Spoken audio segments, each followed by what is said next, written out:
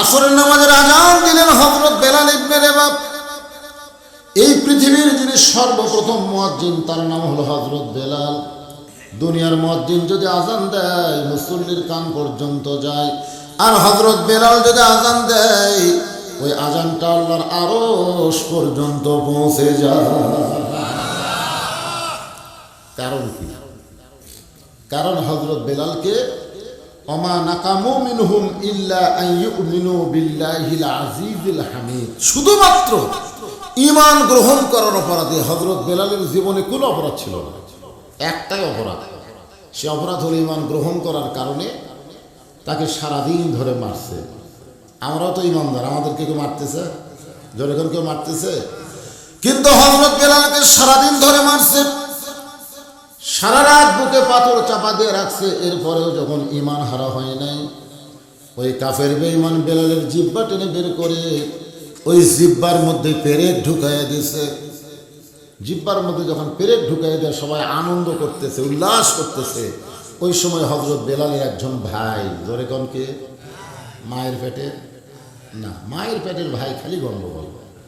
বাপ মরে যাওয়ার পর থেকে জায়গা নিয়ে গন্ডগোল, জমি নিয়ে গন্ডগোল, খালি গন্ডগোল। আমার এলাকার অনেক ভাইসটা চাচা করে ডাকে না, তো বলে চাচা কেন কও না? আব্বার সাথে গন্ডগোল, ই কিসের চাচা?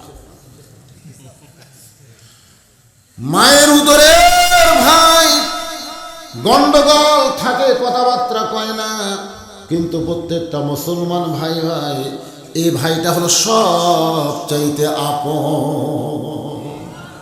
হ্যাঁ, ইয়ারমুকের যুদ্ধে হুযায়ফাতুল ইয়ামিন এক গ্লাস পানি নিয়ে গেছে, আহত মুসলমানকে পানি পান করাবে।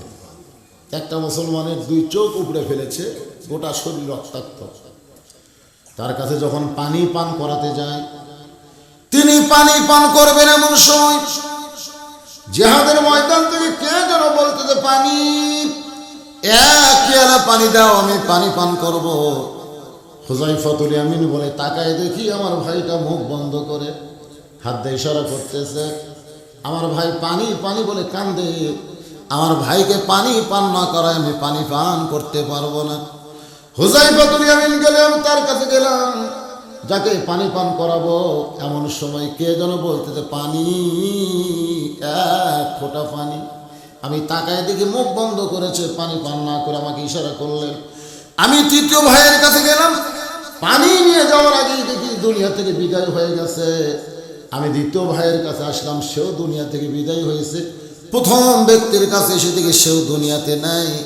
আমি হুযায়ফাতুল ইয়ামিন বললাম, এরা কেমন ভাই, মৃত্যুর দুয়ারে গিয়েও পানি পান না করে অন্য ভাইয়ের সামনে পানি পাঠায় দেয়।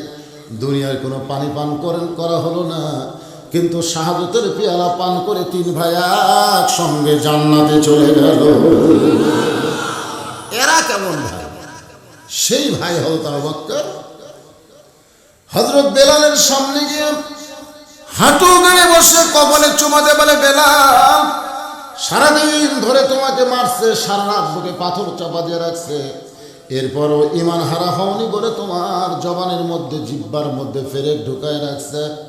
বেলালের মুনিব বলে, আবু বকর যদি দয়া হয় তাহলে বেলালকে আমাদের মাঝ থেকে তুমি কিনে নাও।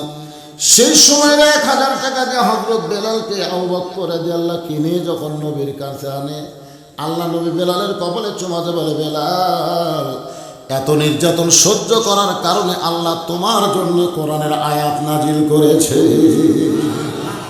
এত কষ্টের পরেও, নির্যাতনের পরেও তুমি ঈমান হারা হওনি বলে আল্লাহ খুশি হয়ে তোমার জন্য কোরআনের আয়াত নাজিল করেছে। জোরে করে সুবহানাল্লাহ।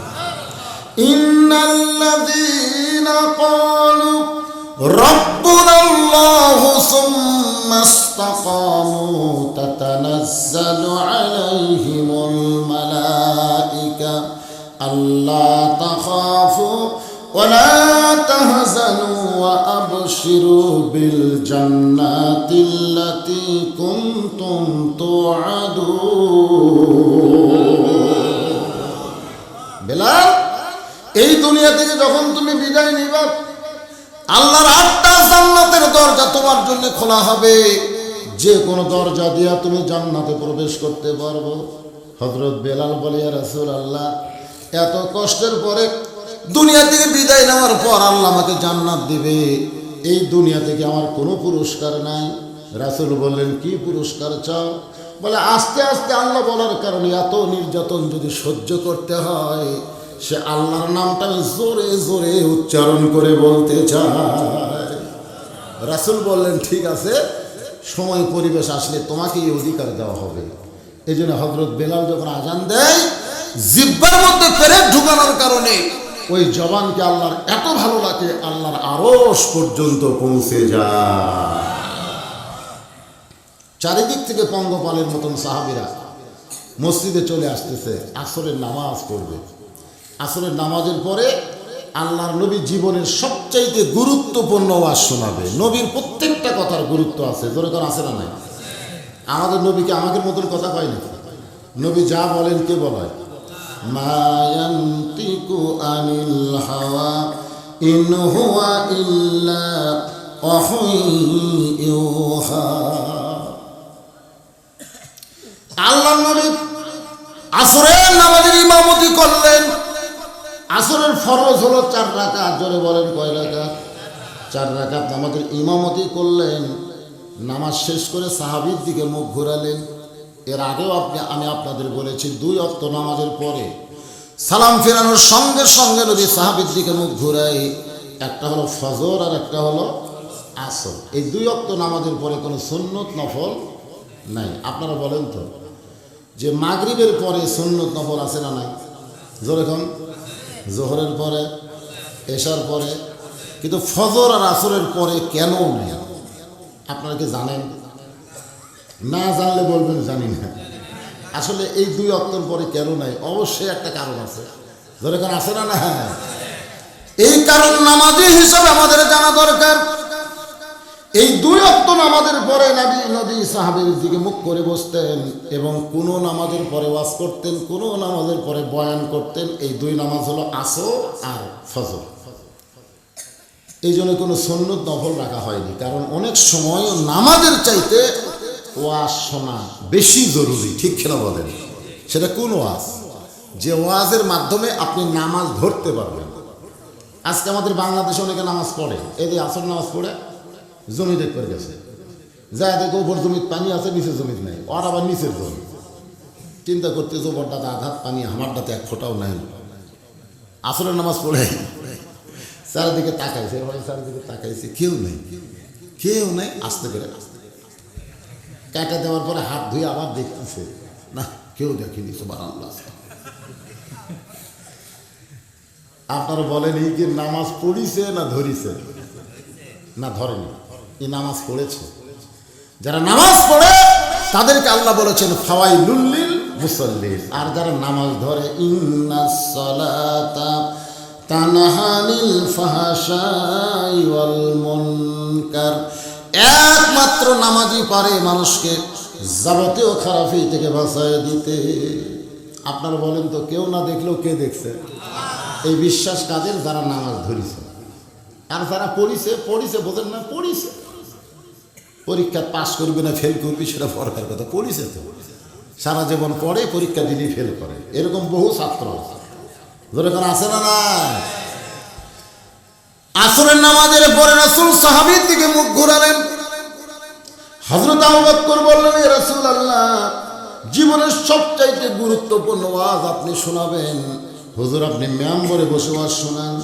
আল্লাহ নবী বললেন, সাহাবীরা রে, আজকে যে আমি ওয়াজ শোনাবো এটা বসে শোনানো হবে না, আমাকে দাঁড়াতে হবে। এই বলে আল্লাহর নবী দাঁড়িয়ে গেলে। আল্লাহর নবী দাঁড়ানোর পরে মেহরাবের মধ্যে ঢুকতেছেন। মসজিদের সামনে যে জায়গা থাকে, জায়গার নাম কি? মেহরাব মানে কি? মেহরাব বোঝেন না? মেহরাব কিন্তু যারা আমরা হজ করেছি, করছেন তো হজ, মসজিদে কোবা, মক্কা থেকে মদিনায় যাওয়ার পরে সর্বপ্রথম যে মসজিদ রাসূল করলেন, সেই মসজিদের কিন্তু মেহরাব নাই। সেই মসজিদের মেহরাব নাই, মেহরাব আছে মসজিদ নববীতে।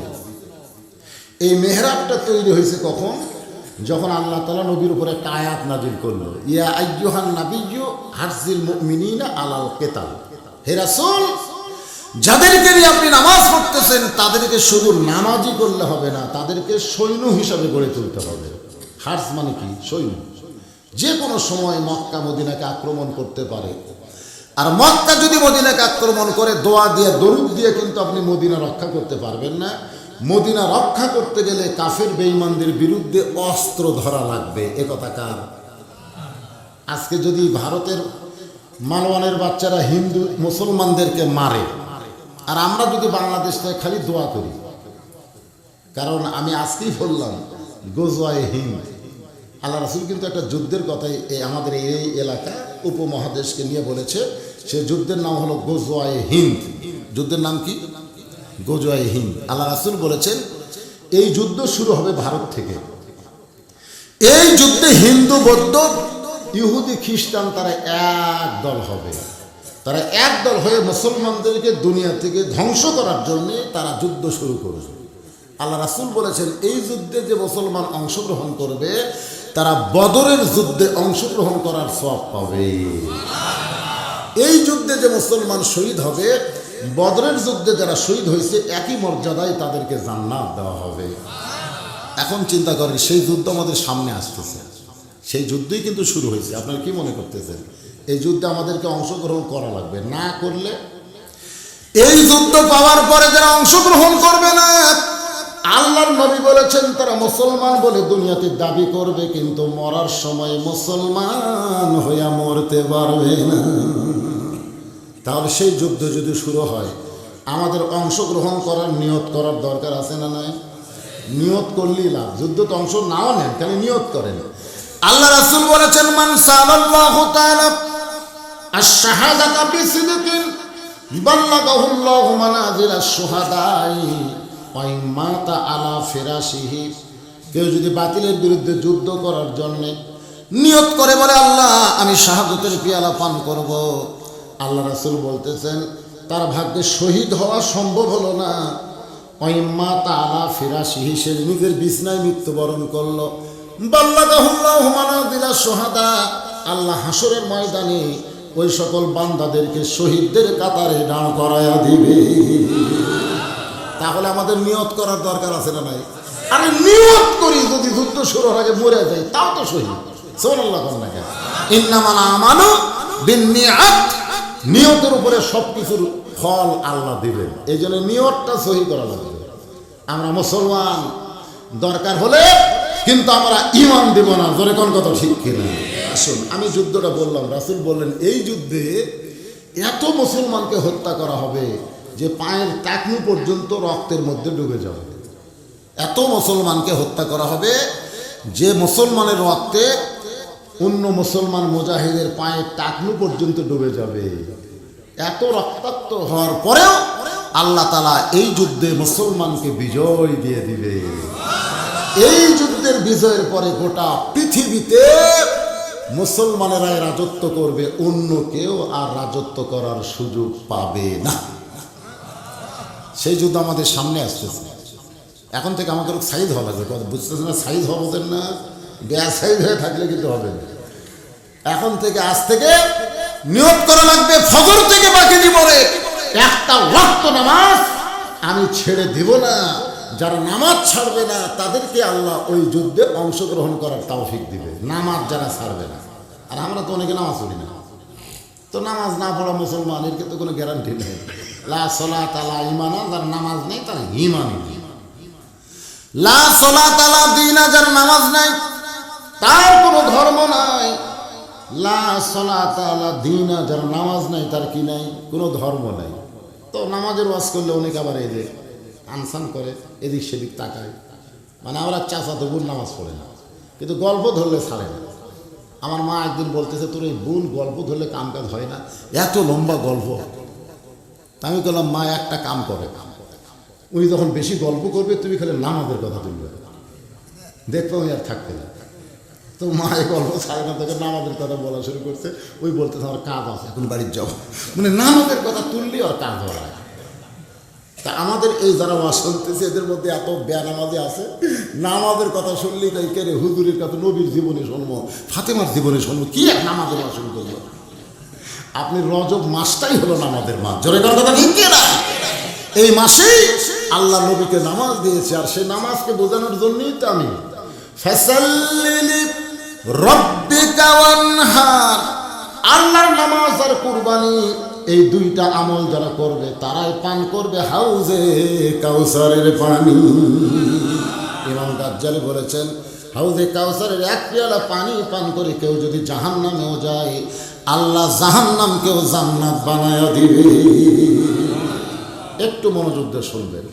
আল্লাহ নবী বললেন, আজকে যে আলোচনা আমি করব, এই আলোচনা বসে করা যাবে না, দাঁড়িয়ে করতে হবে। নবী আমার দাঁড়িয়ে মেহরাবের মধ্যে ঢুকলেন। এই মেহরাবকে বলা হয় অস্ত্র রাখার জায়গা। জোরে কোন কি রাখার জায়গা? আজকে যদি প্রত্যেকটা মসজিদে মসজিদে অস্ত্র থাকতো, তাহলে ভারতের মালওয়ানের বাচ্চারা কিন্তু মসজিদ পুরাবার পারত না। জোরে কোন কথা ঠিক কিনা? যে হিন্দুরা মসজিদ পুরা বেড়াচ্ছে, মুসল্লিরা নামাজ শেষ করে অস্ত্র হাত হচ্ছে। দেখি হ্যাঁ, সমস্ত মুসলমান মুসল্লি যদি অস্ত্র নিয়ে বাড়াতো, হিন্দুরা থাকতো পোড়াতো দূরের কথা, একেবারে সেই বেগে দৌড় মারছে। কিন্তু ওরা খুঁজে দেখে মেহরাবের মধ্যে অস্ত্র নাই, খালি তবলিগে নেশাব আছে, ফাজাইলে আমন আছে, যায় নামাজ ধরছে, গোটা গায়ে কোরআন শরীফ পড়ে আছে, উই ধরছে। ওই হিন্দুরাই জানে যে আর কি মেহরাব নষ্ট হয়ে গেছে। আসলে মেহরাব কি? ইয়া আইয়ুহান নাবী, কে ভাই কি হলো রে? এতক্ষণ দেখলে মানুষ আবার এই দিক টাকা থাকে, এখন এগুলো করো না। ইয়া আইয়ুহান নাবী হারসিল মুমিনিনা আলাল কিতাল, ও নবী আপনি তাদের স্ট্যান্ডিং আর্মি হিসাবে গড়ে তোলেন। এখন নামাজ পড়তে আসতে গিয়া সাহাবীরা ওই মেহরাবের মধ্যে অস্ত্র রাখা, তারপর আল্লাহু আকবার নিয়ত করত। এই জন্য মেহরাব হলো অস্ত্র রাখার জায়গা। জোরে কোন কিসের জায়গা? হ্যাঁ, এখন থেকে এটা জানে নেবেন, মেহরাব হলো অস্ত্র রাখার জায়গা। আমাদের বাংলাদেশে এরকম ওয়াজ করলে তো সরকার বলবে জঙ্গিরে, এই মসজিদের মধ্যে অস্ত্র থোয়ার কথা কয়। আমরা এমন এক পরিবেশে আছি ভাই, এই পরিবেশে বাতিলের বিরুদ্ধে ইসলামী আন্দোলনের কথা বললে একদল বলবে এরা জঙ্গিরে। শোনেন, জঙ্গি মানে কি? আমার এই মেজো মেয়ে ছোট আছিল, টিভিতে মাঝে মধ্যে খবর দিত যে জঙ্গি ধরা পড়ছে, জঙ্গি ধরা পড়ছে। তা আমার মেয়ে আমাকে বলতো, আব্বা এরা কোন জঙ্গলত থাকে, এই যে জঙ্গি ধরা পড়ছে কয়। আমি বললাম, মা তোমার বাপ যেদিন ধরা পড়বে সেদিনও বলবে বজরুল রশিদ জঙ্গি ধরা পড়ছে। আমার মেয়ে চল করে বলতেছে, আপনি ধরা পড়লে জঙ্গি কেন? আমি বললাম, বর্তমান বাংলাদেশে যারা কোরআনের হক কথা বলবে, হক পথে চলবে, হকের আন্দোলন করবে, বাতিলেরা তাদেরকে জঙ্গি শনাক্ত করবে। ধরে কোন কথা ঠিক? এই ঠিক কথাটাও বলা একটা জেহাদ। আপনার ঠিকটাও বলেন না কেন?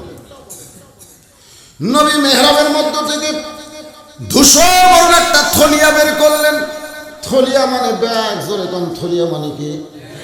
ওই ব্যাগ বের করে ব্যাগের ভিতর থেকে আল্লাহর নবী একটা জিনিস টেনে টেনে বের করতেছেন। সাহাবেরা তাকায় দেখে জিনিসটার কিছুই না, জিনিসটা হলো আল্লাহর নবীর পরনের একটা জুব্বা। উসমান গনি বলে, ইয়া রাসূলুল্লাহ, জীবনের সবচাইতে গুরুত্বপূর্ণ ওয়াজ শোনাবেন, আর গুরুত্বপূর্ণ ওয়াজের কথা বলে এই জুব্বা বের করে আমাদের কি দেখেন? আল্লাহ রাসূল বলে, সাহাবীরা এই জুব্বা পরা অবস্থায় আমি উম্মে হানির ঘরে ঘুমিয়েছিলাম। ফেরেশতা জিবরাইল আমাকে ঘুম থেকে চেতন করে জমজমের কূপের পানি দিয়ে ওযু করাইছে। এই জুব্বা পরে আমি বোরাকের পিঠে চলেছি। এই জুব্বা পরে বাইতুল মুকাদ্দাস আমি সমস্ত নবী রাসূলের ইমামতি করেছি। এই জুব্বা পরা অবস্থায় 7 আসমান পাড়ি দিয়া আল্লাহর আরশে গিয়েছি। এই জুব্বা পরা অবস্থায় আল্লাহর সঙ্গে আমার মেরাজ হলো। এই জুব্বা পরে আমি জান্নাতের মধ্যে ঢুকলাম। এই জুব্বা পরে আমি জাহান্নামের মধ্যে ঢুকলাম। এই জুব্বা পরে আমি বাইতুল মামুরের ভিতরে সমস্ত ফেরেশতাদের ইমামতি করেছি। এই জুব্বা পরা অবস্থায় আল্লাহ পাক আমাকে 5 ওয়াক্ত নামাজ দিয়েছে। অবশ্য 50 ওয়াক্তের একটা গল্প আছে। দরকার আছে না? আছে 50 ওয়াক্ত। মুসা আলাইহিস সালামের কারণে 5 ওয়াক্ত। বক্তা ওয়াজ করেছে, শ্রোতারা যাচ্ছে আর বলতেছে, যদি মুসা নবীর সাথে দেখা না হতো তাহলে আমাদের অবস্থা কি হতো? এমনি 3 ওয়াক্ত আমাকে বিরক্ত লাগে, লাগে না? এই আসর মাগরিবে এসে খালি লাগাতার হয়। আসর মাগরিব কিন্তু দেখবে একটা শেষ না হতে আরেকটা। এই 3 ওয়াক্ত যেভাবে হচ্ছে, কিন্তু 2 ওয়াক্ত আল্লাহ লম্বা করছে, এশা থেকে ফজর আর ফজর থেকে জোহর। সাহাবীরা বললেন, এ রাসূলুল্লাহ, আসর মাগরিব এশা তাড়াতাড়ি হয়, 1 ওয়াক্ত থেকে আর ওয়াক্ত সময় বেশি হয় না, কিন্তু এশা থেকে ফজর, ফজর থেকে জোহর এই 2 ওয়াক্ত লম্বা কেন? আল্লাহ রাসূল বললেন ফজর থেকে জোহর পর্যন্ত লম্বা সময় মানুষ দুনিয়ার কাজ কাম করে, শরীরের যে ক্ষয় করবে, এশা থেকে ফজর পর্যন্ত ঘুম পেড়ে শরীরের ক্ষয় আল্লাহ পুরা করে দিবে। এই জন্য আল্লাহর নবীর জীবনে পড়ে দেখবেন, নবী কিন্তু এশার নামাজের পরে কোনো ওয়াজ করে না। নবী বলেছেন এশার নামাজের পরে তোমরা ঘুমিয়ে যাবা। তোমরা কি হবা? ঘুমিয়ে যাবা, যেন তাহাজ্জুদের মাহাব্বত আর ফজরের ইবাদত জামাতে আদায় করতে পারো। জামাতে না, ফজরের নামাজ কি একা একা বললে হবে? তো জামাতে যদি আমরা পড়বার চাই তাহলে রাত্রে একটা ঘুমের দরকার আছে না? নাই দরকার আছে না? এই দেখেন, এই যে মুরব্বী এখনই চোখ ছোট করছে, ও দুই মুরব্বীরও চোখ ছোট। কারণ মানুষ যখন বয়স্ক হয়ে যায় তখন শরীরের মধ্যে অনেক ক্লান্তি এসে যায়। এই জন্য বেশি রাত করে আমি একটু মাগরিব থেকে 2-1টা ওয়াজ করি, আজও করে আসলাম একটা। আপনারা বিশ্বাস করেন, এর চাইতে 5 গুণ লোক বেশি। মাগরিবের ওয়াজে লোক বেশি হয়, কারণ সব শ্রেণীর মানুষ ওয়াজ শুনতে পারে, বুড়া কোন, ছেলে কোন, জোয়ান কোন, সবাই ওয়াজ শুনতে পারে। কিন্তু আপনাদের কিছু কিছু লোক মনে করে মাগরিবের পরে এটা একটা ওয়াজ হলো কেন। একেবারে আমি উঠছি 7:30টায়, 6:30টায় ওয়াজ শেষ করছি 8:45টায়, তাহলে 2.25 ঘন্টা ওয়াজ হলো। আর এখন আমি ওয়াজ শুরু করলাম 10টায়, ওয়াজ শেষ করো 12টায়, মাত্র 2 ঘন্টা হলো। তাহলে কোনটা ভালো? এটা নবীর হাদিস অনুযায়ী ঠিক আছে, সুবহানাল্লাহ।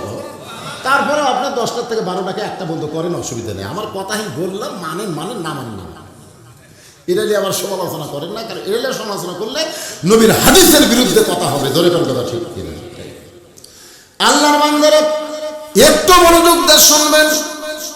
আল্লাহর নবী চোখের পানি বের করে বললেন, সাহাবীরা রে, লাইলাতুল মিরাজ পাড়ি দেওয়ার পরে আমি এই জুব্বাখানা যত্ন করে এই থলিয়ার মধ্যে রেখে দিয়েছি।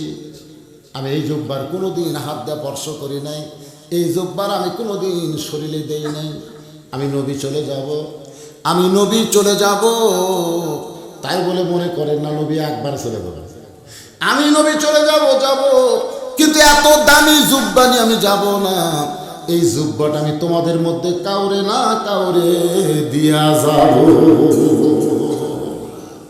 যেই কইছে দিয়া যাব, প্রত্যেকটা সাহাবী চমকে উঠছে। যেই জুব্বা পরা অবস্থায় দেখা হচ্ছে কার সাথে? আল্লাহর সাথে। ধরে কোন কার সাথে? যেই জুব্বা পরা অবস্থায় 5 ওয়াক্ত নামাজ পেয়েছে, যেই জুব্বা পরে নবী রাসূলের ইমামতি করেছে, যেই জুব্বা পরে ফেরেশতার ইমামতি করলো, যেই জুব্বা পরে নবী জান্নাতের মধ্যে ঢুকলো, জাহান্নামের মধ্যে ঢুকলো, এত দামি জুব্বা নবী কোন সাহাবীকে দিবে? নবী কিন্তু নাম বলে নাই, শুধু বলেছেন আমি চলে যাব। এই জুব্বা আমি তোমাদের মধ্যে কাউরে না কাউরে দিয়া যাব। নবীর পাশে একজন সাহাবী চোখ বন্ধ করে মনে মনে চিন্তা করে, এই জুব্বা বোঝা আমি পাই। কারণ আল্লাহ রাসূল বলেছেন, আল্লাহর পরে এই দুনিয়াতে কেউ যদি আমার আপন দোস্ত থাকে, সে দোস্তের নাম হলো আবু বকর। আল্লাহর পরে নবীর সবচাইতে আপন মানুষের নাম কি? আবু বকর সিদ্দিক।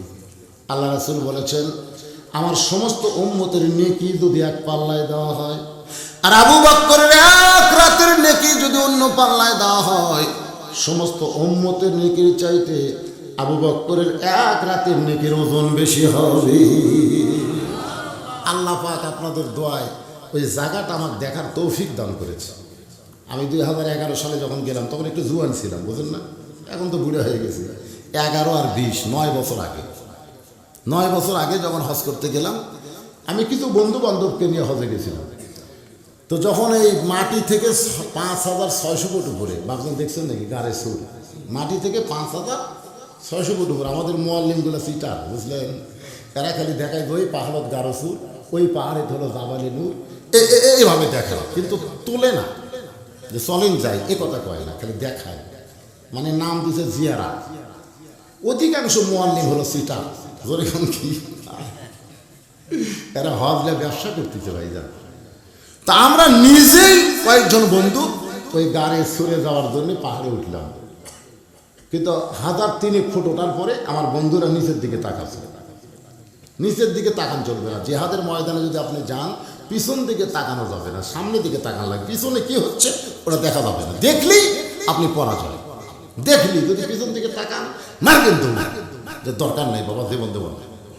তো 3000 ফুট ওভারের পরে ওরা নিচের দিকে তাকাই বলতেছে আর পারবো না। আমি চিন্তা করলাম তোরা তো বক্তা লোজ, বক্তা হলাম আমি, এতদিন না দেখা ওয়াজ করছি রে, আজকে একটু দেখ পারছে। ওরা যখন নিচের দিকে তাকায় নামার চায়, আমি তখন দেখলাম উপর দিকে আমার মতন কিছু কালো মানুষ উপর দিকে উঠতেছে। আমি তখন ওদের দিকে তাকাই বললাম হেল্প, যেই কিছু হেল্প, ওরা মনে করছে আমি ওরকে দলের, তো মনে করছে আমাকে দলের, ওরাও কালো আমিও কালো, লম্বা তাগলা সবই একই দেখা যায়, বুঝলেন না? ওরা মনে করছে আমাকে এই মনে করে হাত ধরছে, ধরে টাইনে নিয়ে গেল। ভাইদা আমার নিচে যারা ছিল ওরাও হেল্প করলো, কিন্তু হাত ধরলো না, কারণ ওরা ফর্সা ছিল। সেদিন আমি বুঝলাম কালো হওয়ার মধ্যে মজা আছে, ধরে আছে না। গাড়ির সুরের মধ্যে ঢুকলাম, আমি বারবার খেয়াল করতেছি যে ছিদ্র দিয়ে সাপ বের হয়ে আবু বকরকে কামড় দিয়েছে, এখনো সেই ছিদ্রখানা আছে কিনা। যারা যাবেন তাকায় দেখবেন সবুজ রং দিয়ে ওই ছিদ্রকে শনাক্ত করা হয়েছে। আল্লাহ নবী দুর্বল হয়ে হয়তো আবু বকর উরাতকে বালিশ বানায় যখন ঘুমায় যায়, আবু বকর রাদিয়াল্লাহু ছিদ্রের দিকে তাকায় বলতেছে আল্লাহ ওই ছিদ্র দিয়ে কিছু বের হয়ে যদি আমার নবীরে কামড়ায়। আপনারা বলেন তো গর্তের মধ্যে কয়জন? কিন্তু আবু বকর রাদিয়াল্লাহু বারবার বলতেছে কিছু বের হয়ে যদি আমার নবীরে কামড়ায়। অনেক বক্তা ওয়াজ করতে বলে নবীর জুব্বাখানা নবী ওয়াইসকুলিকে দিল, কারণ ওয়াইসকুল নবীর মহব্বতে মুখের 32টি দাঁত ভেঙে ফেলেছিল, এজন্য নবী জুব্বা ওয়াইসকুলিকে দিয়েছে। আসলে ওয়াইসকুলি মুখের 32টা দাঁত ভেঙেছে, এটা ওয়াজ করলেও পাপ হবে। কি জন্য হবে? কারণ ইচ্ছা করে একটা দাঁত ভাঙ্গা হলো কবিরা গুনাহ। ইচ্ছা করে একটা দাঁত যদি কেউ ভাঙে কি গুনাহ? তাহলে নবীর মহব্বতে পড়ে 32টা দাঁত ভাঙলো, তাহলে 32টা কবিরা গুনাহ করলো। আত্মহত্যা করা যা, ইচ্ছা করে দাঁত ভাঙ্গাও তাই, একই জিনিস। এগুলো আমরা আগে বুঝিনি, বক্তারা কয়ে গেছে, আমরা খালি কান্দে গেছি। জোরে খান কথা ঠিক কিনা? এখন বুঝতেছি এগুলো ভুয়া কথা। অনেকে বলে নবীর মহব্বত ওয়াইসকুনি মুখের 32টা দাঁত ভাঙলো, অথচ সাহাবীদের মুখে দাঁত থাকলো। আপনারা বলেন তো আশিকে রাসূল হিসাবে ওয়াইসকুনির নাম 1 নম্বরে থাকবে না আবু বকরের নাম থাকবে? বারবার বলতেছে এই ছিদ্র দিয়ে কিছু বের হয়ে যদি আমার নবীরে কামড় দেয়। ওই গর্তের মধ্যে আবু বকর আছে, নিজের অস্তিত্ব ভুলে গিয়েছে নবীর মহব্বতে। আল্লাহ নবী বলেছেন লা ইউমিনু আহাদুকুম হাত্তা আকুনা আহাব্বা ইলাইহি মিন নাফসিহি। তুমি যদি প্রকৃত মুমিন হবার চাও, তোমার জীবনের চাইতেও আল্লাহর নবীকে বেশি ভালোবাসতে হবে। যার প্রমাণ হলো হযরত আবু বকর। জোরে গান সুবহানাল্লাহ। ছিদ্রের মুখে পা লাগাই দিচ্ছে, ছিদ্রের মুখে যখন পা লাগাই দেয়, ওই সময় আল্লাহ তাআলা নবীর উপর একটা আয়াত নাজিল করতেছে। আয়াতটা হলো লিয়াবলুয়াকুম আইয়ুকুম আহসানু আমালান ওয়া হুয়াল আজিজুল গাফুর। ওগো নবী, আজকে পরীক্ষা করা হবে, সুন্দর আমলের পরীক্ষা। সে আমলটা হলো আমি আপনাকে বেশি ভালোবাসি না আপনার সাহাবী আবু বকর আপনাকে বেশি ভালোবাসে, সেই পরীক্ষা হবে। আল্লাহ বিষাক্ত সাপকে বললেন কামড় দাও, পায়ের তালুতে সাপটা কামড় দিয়েছে, 20টা কারেন্টের মতন করে যায়। আবু বকর বলে সাপরে কামড় দিলেই পা টান দেব না, কামড় দিলে পা টান দিব না, কারণ বের হয়ে নবীর কামড় মারবি, আমি মরে যাব কিন্তু পা টান দেব না। সাপ বলে আল্লাহ কামড় মারলাম, পা যে টান দেয় না।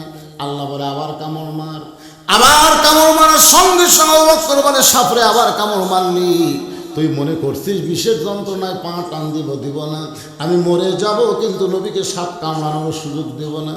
সাপটা বলে আল্লাহ পা তো টান দেয় না, আল্লাহকে আবার কামড় মার, আবার কামড় মার। কিতাবের মধ্যে আছে 5বার সাপটা কামড় মারলো, বিষের যন্ত্রণায় গোটা দেহ থরথর করে কাঁপতেছে। অসতর্ক মুহূর্তে 1 ফোঁটা চোখের পানি নবীর কপালে পড়েছে। নবী ঘুম থেকে চেতন পেয়ে থেকে আবু বকর কাঁদতেছে, বাড়ির কথা মনে করে কান্দ, বিয়ে বাচ্চার কথা মনে করে কাঁদতেছে। আবু বকর বলে রাসূলুল্লাহ, এই বুকটা ছিঁড়ে যদি কলিজা দেখান যাইতো তাহলে দেখতে পাইতেন আমার কলিজার ভিতরে আল্লাহ নবী ছাড়া আর কারো জায়গা নেই। তাহলে কেন কাঁদতেছো? কি যেন বারবার কামড় দেয়, হেঁচকা টান মারলে সাপটা বের হয়ে নবীকে সালাম দেয়, নবী সালামের উত্তর দেয় না। আবার সাপটা সালাম দেয়, নবী সালামের উত্তর দেয় না। সাপকে আল্লাহ জবান খুলে দিয়েছে, সাপ বলতেছে নবী গো আমি আপনার সালাম দেই কেন উত্তর দেন না? আল্লাহ নবী বলে সাপরে আমার কলিজার টুকরা আবু বকরকে কামড় মারবি আর আমার সালাম দিবি, তোর সালাম আমি নিব না। সব বলে দোষ তো আমার না, দোষ হলো আল্লাহর। আল্লাহ যদি কামড় দিবার কয় তাহলে আমি কি করব জানতে চাই। নবী ডাকতে বলে মাবুদ বউ বাচ্চা ছেড়ে বাড়িঘর ছেড়ে যে আবু বকর আমার সঙ্গে গাড়ি সুরের ভিতরে, আর সে আবু বকরকে সাপ দিয়ে কেমন কামড় দেন। আল্লাহ বলে হাবিবরে পরীক্ষায় গোল্ডেন A+ পাইছে, আপনার থুতু মোবারক ক্ষতস্থানে লাগাই দেন, 20টা পানি হয়ে যাবে। সে আবু বকর মনে মনে ভাবতেছে জুব্বা বুঝি আমি পাই। সুবহানাল্লাহ। এমনি এমনি আগে যোগ্যতা চিন্তা করতেছে যে পাওয়ার মতন যোগ্যতা আছে কিনা, নবীর শাফাত আমি পাবো কিনা, আমার চিন্তা করার দরকার আছে না নাই? আমার মুখের দাড়ি নাই, মাথার টুপি নাই, আমার সাইজ হলো ইহুদির বাচ্চাকের মতো, হ্যাঁ আমি নবীর সুপারিশ পাবো কিনা? নবীর সুপারিশ পাইতে গেলে নিজের কিছুটা যোগ্যতাও থাকা লাগবে। জোরে গর্বতা ঠিক কিনা? আপনার চেহারা আয়নায় দেখেন নবীর সুরতের সাথে আপনার সুরত মিলে কিনা, নবীর মহব্বত আপনার কলিজায় আছে কিনা। আবু বকর জুব্বাখানা পাবে কি পাবে না এই নিয়ে নিজের যোগ্যতা চিন্তা করতেছে। আবু বকরের পাশে একজন সাহাবী মাথা নিচু করে মনে মনে চিন্তা করে জুব্বা বুঝে আমি পাই, কারণ আল্লাহর নবী বলেছেন আমার পরে কেউ যদি নবী হতো লাকানা উমর। সুবহানাল্লাহ বলে নবুয়তের দরজা বন্ধ হয়েছে বলে হযরত উমর নবী হবার পারল, কিন্তু আল্লাহর নবী বলেছেন নবুয়তের দরজা বন্ধ হয়েছে বলে ওমর নবী হওয়ার পারল না, কিন্তু নবী হওয়ার সব যোগ্যতা আল্লাহ ওমরকে দান করেছে। আল্লাহ রাসূল বলেছেন সাহাবীরা আমি নবীর কথাকে দাম দিতে গিয়ে হাসরের ময়দানে আল্লাহ তাআলা ওমরকে নবীদের কাতারে দাঁড় করায়া দিবে। আপনারা বলেন তো নবী যে কথাটা কয় এ কথা কি নবী কয় না আল্লাহ কয়? তাহলে নবী বলেছে লাকানা ওমর, আমার পরে কেউ নবী হলে ওমর হতো। এই কথাটার দাম আল্লাহ দিতে গিয়ে হাসরের ময়দানে হযরত ওমরকে নবীদের কাতারে দাঁড় করাইয়া দিবে। জোরে বলেন সুবহানাল্লাহ। আল্লাহ রাসূল বলেছেন যে কাতারের প্রথম থাকবে দাউদ আলাইহিস সালাম, ওই কাতারের 2 নম্বরে হযরত ওমর, 3 নম্বরে থাকবে সুলাইমান। মানে কাতারের সাইজটা হচ্ছে প্রথম কে দাউদ আলাইহিস সালাম, পরে ওমর ফারুক, তারপরে সুলাইমান। সমস্ত নবীরা হলো বুদ্ধিমান। চালাক নবী কয়টা? 2টা। সবাই কর পারলেন না, ওয়াজগুলো মুখস্থ থাকে না। সমস্ত নবীরা হলো বুদ্ধিমান। বুদ্ধিমান বোঝেন না? আল্লাহ যা কইছে সাথে সাথে মেনে নিচ্ছে। কিন্তু চালাক নবী হলো 2টা, একটা হলো মূসা আর একটা সুলাইমান। আদম আলাইহিস সালাম যখন জান্নাত থেকে বের করে দিচ্ছে আল্লাহ, তখন আল্লাহ বলে আদম তোমার জায়গায় যদি মূসা হতো তাহলে আজ কি ঘটতো জানো? আদম কয় আল্লাহ কি হতো? আল্লাহ বলতেছে ওলা তাকরাবা হাযিস শাজারা ফাতাকুনা মিনাজ জালিমিন। যখন বলতাম যে এই গাছের কাছে যাইও না, তুমি তো আদম সাথে সাথে মানে নিলে যে যাবো না। কিন্তু মূসা হলে বলতো আল্লাহ যে গাছের কাছে যাওয়াই চলবে না, সেই গাছ তুমি জান্নাতে থুইও না। জান্নাত একটা ভালো জায়গা, সেটি খারাপ গাছ কি দূরে থুবে, যার কাছে যাবার দিবে না সে তুলে তুলে ফেলে দেবে। তো মূসা নবী হলেন এমন চালাক নবী। ধরে কোন কি নবী? আল্লাহর সঙ্গে চালাকি করেছেন, আর সুলাইমান তার বাবার সঙ্গে চালাকি করেছেন। একজন বাবার সঙ্গে চালাকি করে চালাক হয়েছে, আর একজন চালাকি করেছে স্বয়ং তার সাথে। আমার ওয়াদে আপনারা বহু শুনেছেন মূসা নবী আল্লাহকে বলতেছে আল্লাহ তুমি যদি মূসা হও আর আমি যদি আল্লাহ হই, বলো তো তুমি কি চাও? আল্লাহ বলতেছে এই মূসা এই তুই কোনোদিন আল্লাহ হতে পারবি না। মূসা বলতেছে আল্লাহ তুমিও কোনোদিন মূসা হতে পারবে না। সুবহানাল্লাহ কন না? সেই মূসা নবী চালাক, আর একটা চালাক হলো সুলাইমান। এখন সুলাইমান চালাক হওয়ার কারণে চিন্তা করে আমার বাবা দাউদের পরেই তো আমার থাকার কথা, মাঝখানে নবীটা ঢুকলো কে? চালাক হওয়ার কারণে মনের মধ্যে বাধা হচ্ছে কিন্তু আমার বাবা দাউদের পরেই তো আমি থাকবো, কিন্তু মাঝখানে নবীটা কে ঢুকলো? রাসূল বলতেছে এই চিন্তায় সুলাইমান নবী ওমরের পিঠে হাত দেবে, কিন্তু হাতটা ফেরত আসবে, আবার হাত দিবে, আবার ফেরত আসবে, 3য়বার হাত আস্তে আস্তে দিয়ে বলবে আপনি কোন নবী ভাই, আপনার ইসমে শরীফ একটু জানতে চাই। সঙ্গে সঙ্গে হযরত ওমর বললেন আমি কোনো নবী না, আমি কোনো নবী না, আমার নাম হলো ওমর, আমার নাম হলো ওমর। সুলাইমান হাসবে আর বলবে আল্লাহর যত নবী দুনিয়াতে গেছে কোনো নবী তো উমর ছিল না, তাহলে তুমি নবীদের কাতারে কেন দাঁড়াইলা? ওমর ফারুক বললেন এটা নবীর কাতার কেমনে? বলে আমার নাম সুলাইমান, তোমার সামনে হলো দাউদ আলাইহিস সালাম। ওমর কান্দার বলবে আল্লাহ কত বড় বেয়াদবি করলাম, নবীদের মাঝখানে দাঁড়াইলাম। আল্লাহ বলে ওমর বেয়াদবি তুমি কেন করবা, বরং আমি তোমাকে দাঁড় করাই দিয়েছি আমার নবীর কথার দাম রাখতে গিয়ে। ওমর বলবে আল্লাহ নবীদের কাতারে দাঁড় করে আমারে খুশি করতে পারবেন না, কারণ নবী না হয়ে দুনিয়ার না হয়ে ফেরেশতা আল্লাহর হয়েছি উম্মত আপনার, তার তরে শুকুর। আমি সেদিন পাশে মাহফিল তো কইলাম, যখন 1000 লেখছে সেটা 100 বছর আগে, তখন 1000 টাকা দিয়ে 5 বিঘা জমি কিনা যেত তখনকার হাজার। এখন আবার 1000 আছে, তার তরে শুকুর কোটিবার। ওমর ফারুক বলবেন আল্লাহ নবীদের কাতারে দাঁড় করে আপনি খুশি করতে পারবেন না, উম্মতি মুহাম্মাদের কাতারে আমি ওমর দাঁড়াবার চাই। সে ওমর মনে মনে ভাবতেছে জুব্বা বুঝি আমি পাই। ওমর ফারুকের পাশে একজন সাহাবী মাথা নিচু করে কান্দে আর মনে মনে কয় জুব্বা বুঝি আমি পাই, কারণ আমি হইলাম রাসূলের ডবল জামাই। নাম কইনি, আপনারা বলেন তো নাম কি? মাশাআল্লাহ, এরকম জানা দরকার। নবী ডবল জামাই হওয়ার সৌভাগ্য আল্লাহ তাকে দান করেছে, যার কারণে তার একটা ডিগ্রি হলো জুন নুরাইন। জুন নুরাইন মানে কি? 2 নূরের অধিকার। আজকে আমাদের বাংলাদেশে নবী নূরের না মাটির, এই নিয়ে কিন্তু ফেতনা আছে না নাই? কিন্তু নবীর মেয়েরা কি জুন নুরাইন মানে 2 নূরের অধিকারী, তাহলে কি বুঝাচ্ছেন আপনারা? কি বুঝতেছেন? নবী যদি মাটির হয় তাহলে নবীর মেয়ে আবার নূর কেমনে হলো? এই নিয়ে কিন্তু ফেতনা নাই। জুন নুরাইন কিন্তু অনেক লোকেরাই বলে, কিন্তু নবী নূরের এটা বলবার চায় না। আসলে নবী কিসের এই নিয়ে আমিও ফেতনা করবো না। মাটির আদমকে আল্লাহ সৃষ্টি করিয়া ঘোষণা করিলেন আল্লাহ শ্রেষ্ঠ বলিয়া, তাই নূরের ফেরেশতা করে আদমকে সেজদা, সবার চেয়ে দিলেন মাটির মানুষকে সম্মান। সবাই বলেন আল্লাহু আল্লাহু, তুমি জানলে জালালুহু, শেষ করা তো যায় না গে তোমার গুণগান। 70,000 নূরের পর্দা। নবীর সঙ্গে জিবরাইল আল্লাহ ডাকতে বলে জিবরাইল এক ধাপ যদি সামনে আসো তোমার অস্তিত্ব পুড়ে হবে ছাই। ফেরেশতা জিবরাইল বলে আল্লাহ কেন ছাই হবে? বলে নূরের তাজাল্লি সহ্য করতে পারবা না, এই 70,000 নূরের পর্দা পাড়ি দিয়ে আমার নবী একাই আমার কাছে আসবে। নবী যখন আল্লাহর আরশের দিকে রওনা দেয়, পিছন দিক থেকে জিবরাইল ডাকতে বলে নবী গো, আমি জিবরাইল হলাম নূরের তৈরি, আদম হলো মাটির তৈরি, জিন হলো আগুনের তৈরি। এতগুলো নূরের পর্দা পাড়ি দিয়ে আপনি আল্লাহর আরশে যাচ্ছেন, আপনি কিসের তৈরি একটু বলেন? আল্লাহ নবী বলেন জিবরাইল আমি কিসের তৈরি আমি জানি না, যিনি তৈরি করেছেন তিনি ভালো জানে। জোরে কোন কথা ঠিক কি না? আপনারা বলেন তার কোনো ফেতনা আছে? জোরে কোন ফেতনা আছে? তখন আমরা নবীকে মাটির তৈরিও বলবো না, নূরের তৈরিও বলবো না, আমরা বলবো আল্লাহ ভালো জানি। সুবহানাল্লাহ কর না কেন? আর কোনো ফেতনা আছে?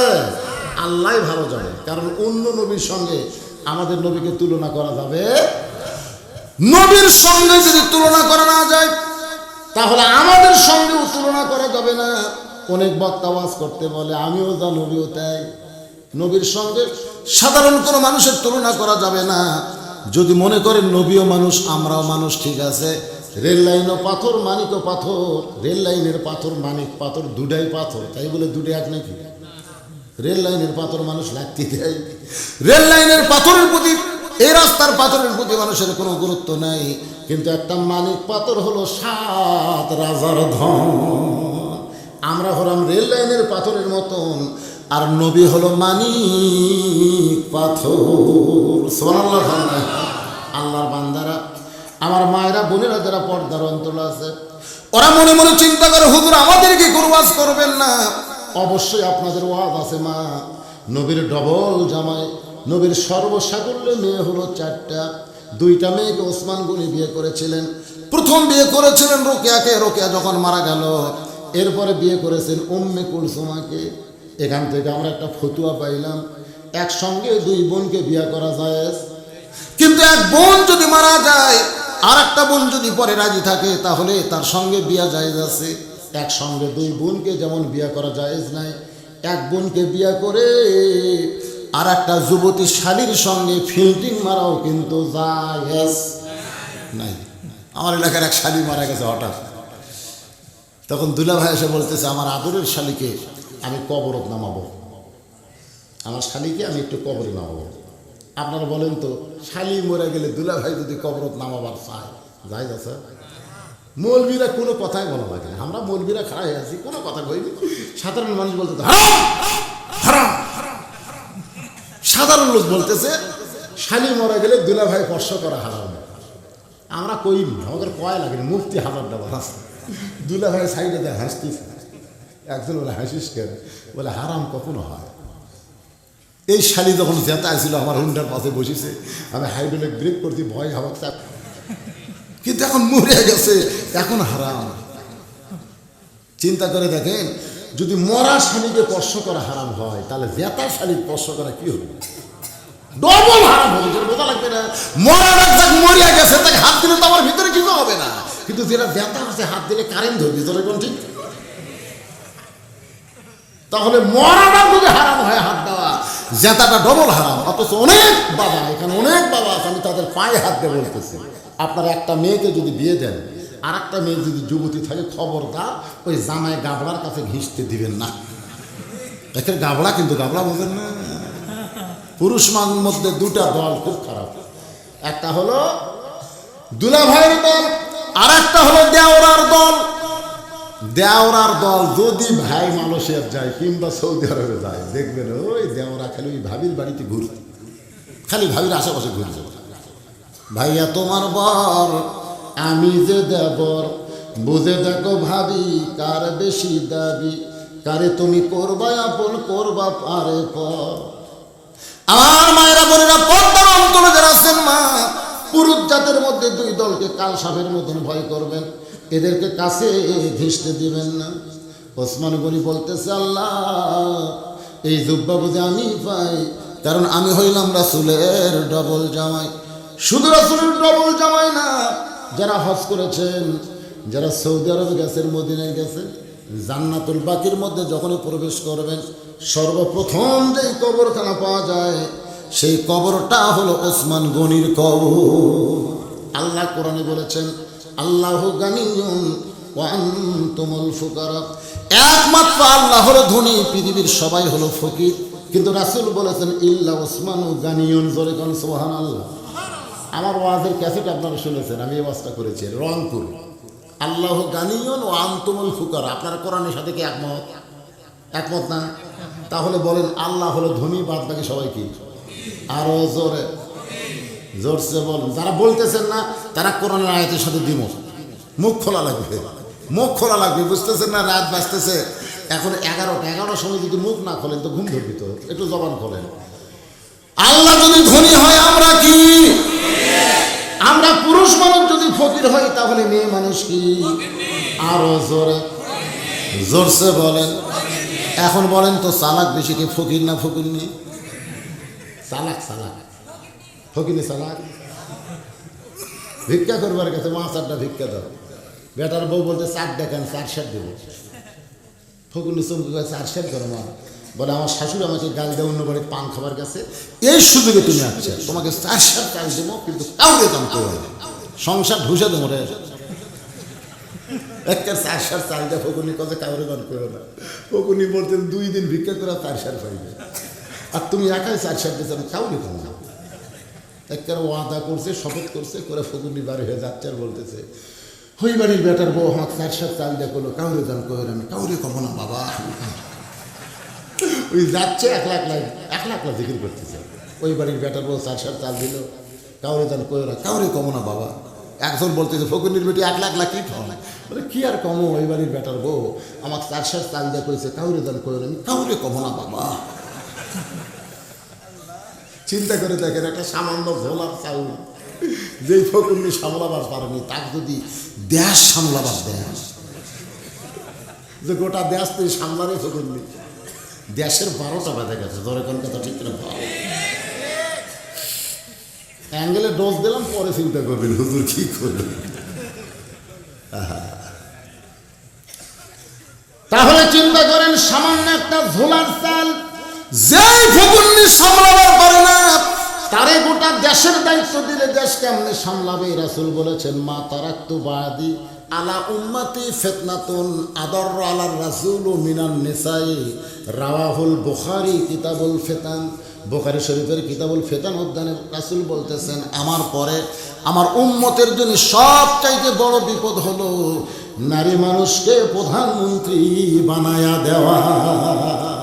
আল্লাহ রাসূল বাংলাদেশের খবর 1400 বছর আগে জানছে যে একটা দেশ হবে ওই দিকে, এই দেশের সব মরদগুলা হিজরা হবি আর মেয়ে মানুষের ক্ষমতা দিবি।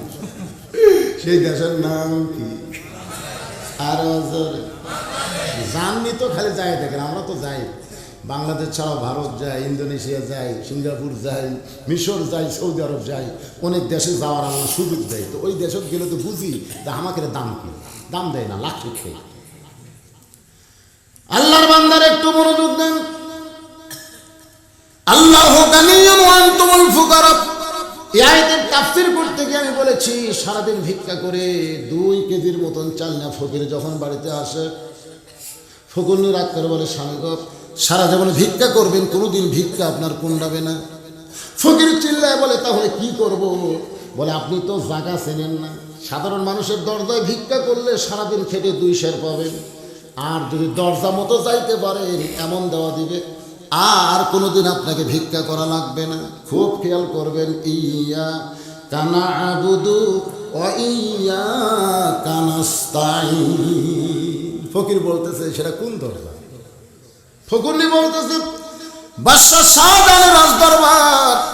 একবার যদি বাদশাহ শাহজাহানের দরজা দিয়ে তার কাছে যাইতে পারেন, নিজের দুঃখের কথা একটু কান্দা কান্দা বলবেন, এমন ভিক্ষা দিবে আর আপনাকে ভিক্ষা করা লাগবে না।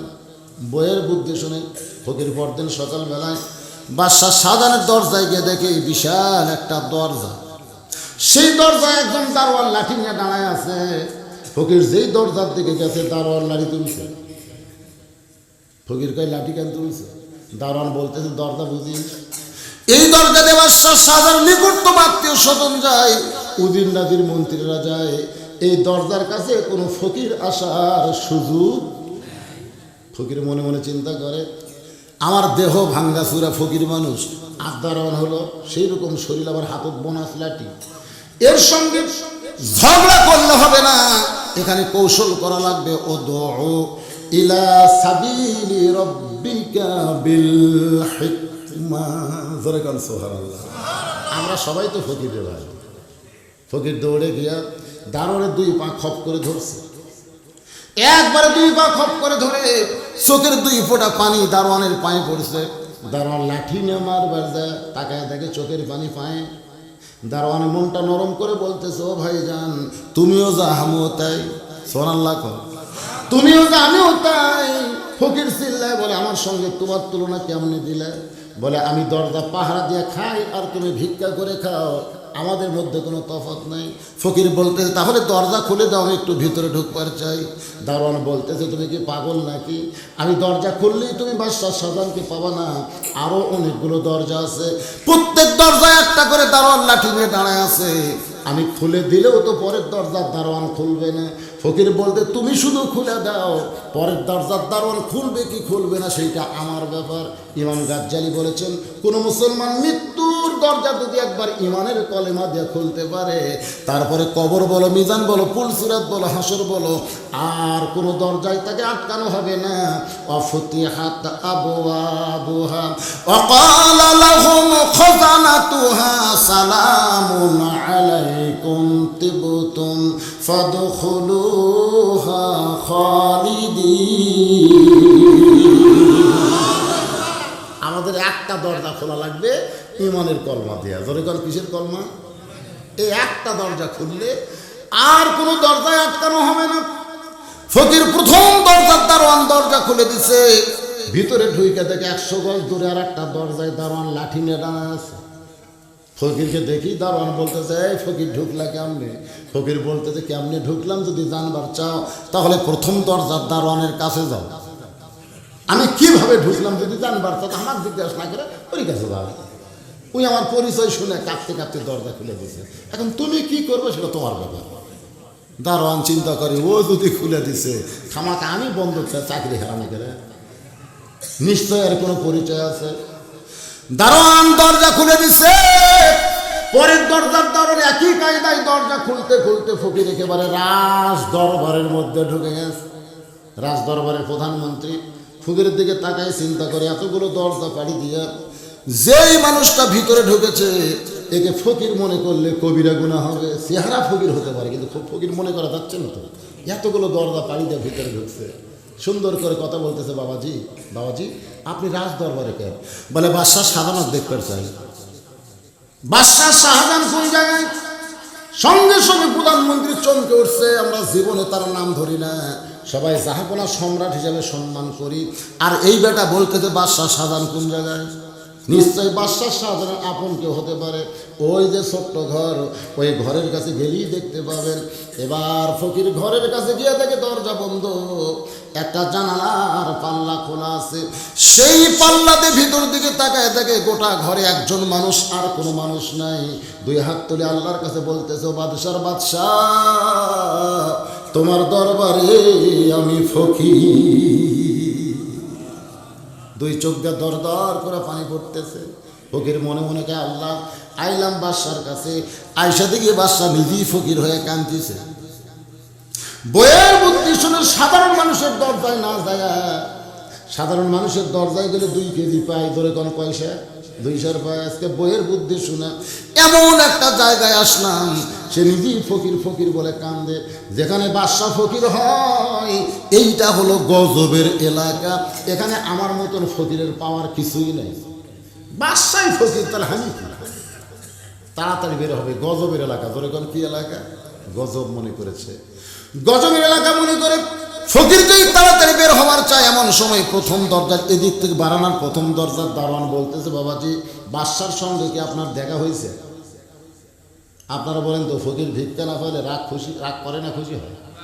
আমি নিজের চোখে দেখা, এক দরজার ভিক্ষা নিয়ে মাঝখানে 3 দরজা বাদ দিয়ে 4র্থ দরজা ফকির ভিক্ষা ছিল।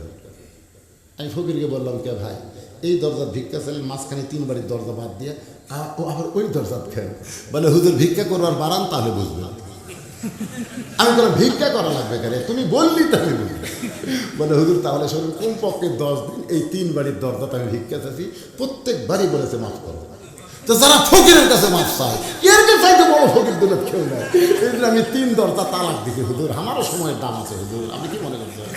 আমার সময়ের দাম নাই, যদি ভিক্ষা নেয় সেটা দাম আছে। দেখছেন ফকিরেরাও কিন্তু রাগ আছে, জোরে করে আছে না? না, যে দরজায় ভিক্ষা পায় না এই দরজার ফকির দাঁড়ায়, 2-4 দিন ভুল করে দাঁড়ায়, তারপরে কিন্তু তালাক দেয়।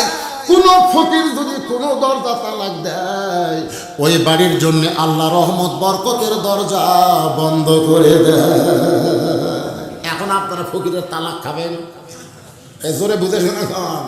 এই জন্য প্রত্যেক দিন আপনাকে এলাকায় প্রত্যেক দিন ভিক্ষা হয় না মাঝে মধ্যে হয়? প্রতিদিনই ভিক্ষা নেয়। তো প্রতিদিন ভিক্ষা নেয়, আপনারা একটু দেখাশোনা দেবেন, দেখাশোনা দেবেন। যাকে তাকে ভিক্ষা দেওয়া যাবে না। এখন কতগুলো মেয়ে মানুষ বানাচ্ছে বুঝলেন, তারা স্বামীর সাথে রাগ করে দে মর্দা তালাক দে, ভিক্ষা করে খান, দে মতো দে মর্দা তালাক দে, ভিক্ষা করে খান। এরকম জুয়ান তাগড়া কোনো মেয়ে মানুষ ভিক্ষা দেবেন না, জুয়ান তাগড়া কোনো মরদ মানুষ ভিক্ষা দেবেন না। দেখবেন বুড়া মানুষ, অন্ধ, ন্যাংরা, এইরকম লোকদেরকে আপনার দিবেন। কথাটা বুঝলেন না? আম্মা সাইলা ফালা তানহা দিবেন, কিন্তু যাকে তাকে দেওয়া যাবে না। নবীর শিক্ষা একটা কবিতা আছে, পড়েন না আপনারা? নবীর শিক্ষা করো না ভিক্ষা, মেহনত করো সবে। বাজান কি তোমার আছে? বলে কম্বল। কম্বল বিক্রি করে অর্ধেক টাকা দিয়ে কি করলেন? খাবার কিনে দিলেন। আর বাকি অর্ধেক টাকা দিয়ে কুড়াল কিনে নিজেই হাতল বানায় তাকে দিয়ে বললেন কাঠ কাটা খাও। এখান থেকে কি বোঝা গেল? ভিক্ষা করো না কাজ করো?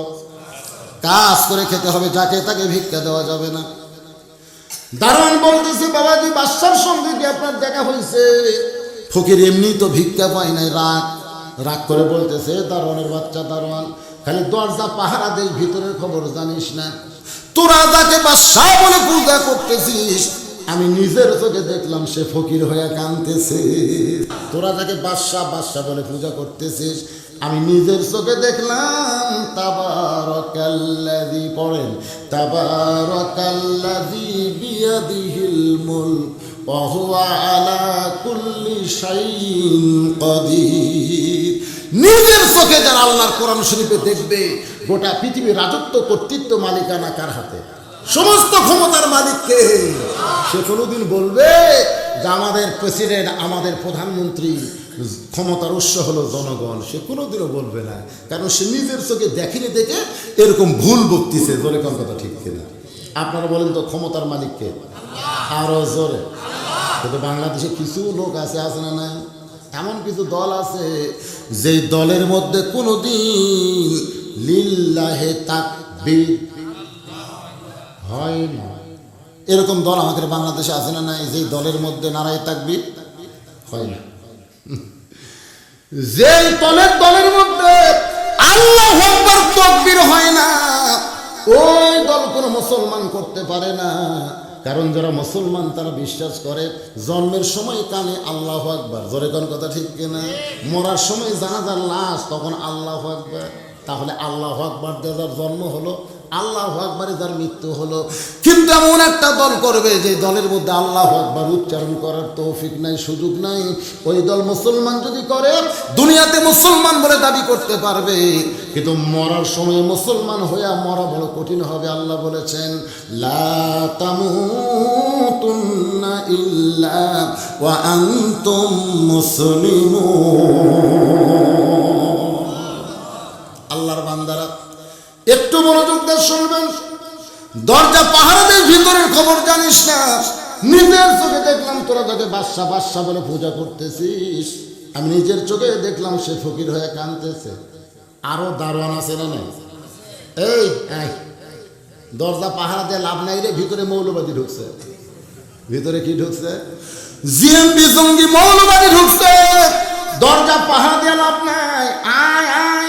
সমস্ত দারোয়ান একত্র হয়ে ফকিরকে কিল মারে, লাত্তি মারে, ঘুষি মারে। ফকির হাসে আর বলে, মারতে মারতে আমাকে পরিষ্কার করে দে, মারতে মারতে আমাকে পরিষ্কার করে দে। মানে আমার মধ্যে ভেজাল ঢুকছিল, তো মার না খেলে ভেজাল উঠতে না। তো এখন সোনার মধ্যে ভেজাল ঢুকছে, দাম বেশি দে সোনার, ভেজাল তো ঢুকবে। তো স্বর্ণকারের কাছে যা বলতেছে, ভাইদের দেখি তো এই সোনাটা কি? তো বলতেছে সোনার মধ্যে সোনাও আছে, ভেজালও আছে। তখন বলতেছে, আমি টাকা দিয়ে ভেজাল কিনবো কেন, ভেজাল বার করে দে। তখন সোনা আস্তে করে অ্যাসিডের মধ্যে দিছে। যে সোনা অ্যাসিডের মধ্যে বল ঘুরছে, সোনা কান্দার বলে, স্বর্ণকার আমাকে অ্যাসিডের আগুনের মধ্যে ফেলে দিলে আমার কি কষ্ট হয় না? আমি যে পুড়ে সরকার হয়ে যাচ্ছি। স্বর্ণকার বলে, সোনারে কান্দিস না, অ্যাসিডের বাপেরও ক্ষমতা নাই তোকে পুড়তে পারে, বরং তোর মধ্যে যে ভেজালগুলো আছে, এই ভেজাল মুক্ত হওয়া পর্যন্ত তোকে তাপ সহ্য করতে হবে। আমাদের মধ্যে যে ভেজাল আছে, ভেজাল মুক্ত হওয়া পর্যন্ত আমাদেরকে পরীক্ষা করবে। জোরে কোন কথা ঠিক কিনা? যখন সোনা এটা ভেজাল মুক্ত হয়ে গেল, সোনার দলা, এখন স্বর্ণকার নিচে একটা লোহার পাত, উপরে একটা লোহার হাতুড়ি নিয়ে সোনার টুকরার উপরে এরকম বাড়ি মারতেছে, এরকম বাড়ি মারতেছে। সোনা কান্দার বলে, স্বর্ণকার আমারে মারো, আমার কি লাগে না? স্বর্ণকার বলে, একটু ধৈর্য ধর, তোর দাম বাড়াইতে গেলে তোকে পিটায় পিটায় গহনা বানাইতে হবে, গহনা না বানাইলে তোর দাম বাড়বে না। আজকে মুসলমান যদি দামি হবার চান, তাহলে অ্যাসিড নামক বাংলাদেশের মধ্যে পড়ে পুড়ে পুড়ে আমাদেরকে খাটিয়ে হওয়া লাগবে। মাঝে মধ্যে জেল জুলুম রিমান্ডের মধ্যে পিটুনি খাই আমাদেরকে দামি হওয়া লাগবে। কথা কি বুঝতে পারছেন? বুঝলে ভালো, না বুঝলে আমার করার কিছুই নাই, পরে চিন্তা করবেন। কারণ রজব চাঁদ আমি সূরা কাউসার থেকে আপনাদের সামনে আলোচনা করতেছি। ফাসাল্লি রাব্বিকা ওয়ানহার, 1 নম্বর নামাজ, 2 নম্বর কুরবানি। এই দুইটা আমল যারা করবে তারাই পান করবে হাউজে কাউসারের পানি। আল্লাহর বান্দার একটু মনোযোগ দিয়ে শুনবেন। সমস্ত দারুণ একত্র হয়ে ফকিরকে কিল মারে, ঘুষি মারে, লাথি মারে। ফকির চিল্লায় বলে, যতই মার মারিস না কেন, নিজের চোখে দেখা জিনিস মিথ্যা বলা যাবে না। আসরের নামাজ পড়ে বাদশা শাহজাহান বের হয়ে বলে, রে দারোয়ানেরা, কারে মারতেছো, কেন মারতেছো? বলে জাহাপনা আমরা তো শুধু মারতেছি, আপনি শুনলে মারিয়ে ফেলবেন। বলে কি অপরাধ করেছে? বলে আপনি নাকি বাদশা নাই, ফকির হয়ে গেছেন। বাদশা শাহজাহান দৌড়ে এসে টুটি চাইপা ধরে বলে, এই ফকির তুই কি জানিস না আমি মোগল সম্রাট শাহজাহান? আপনার বলেন তো ফকিরের ইমান বাড়ছে না কমছে? ইমান যাদের বাড়ে তারা কি দুর্বল হয়?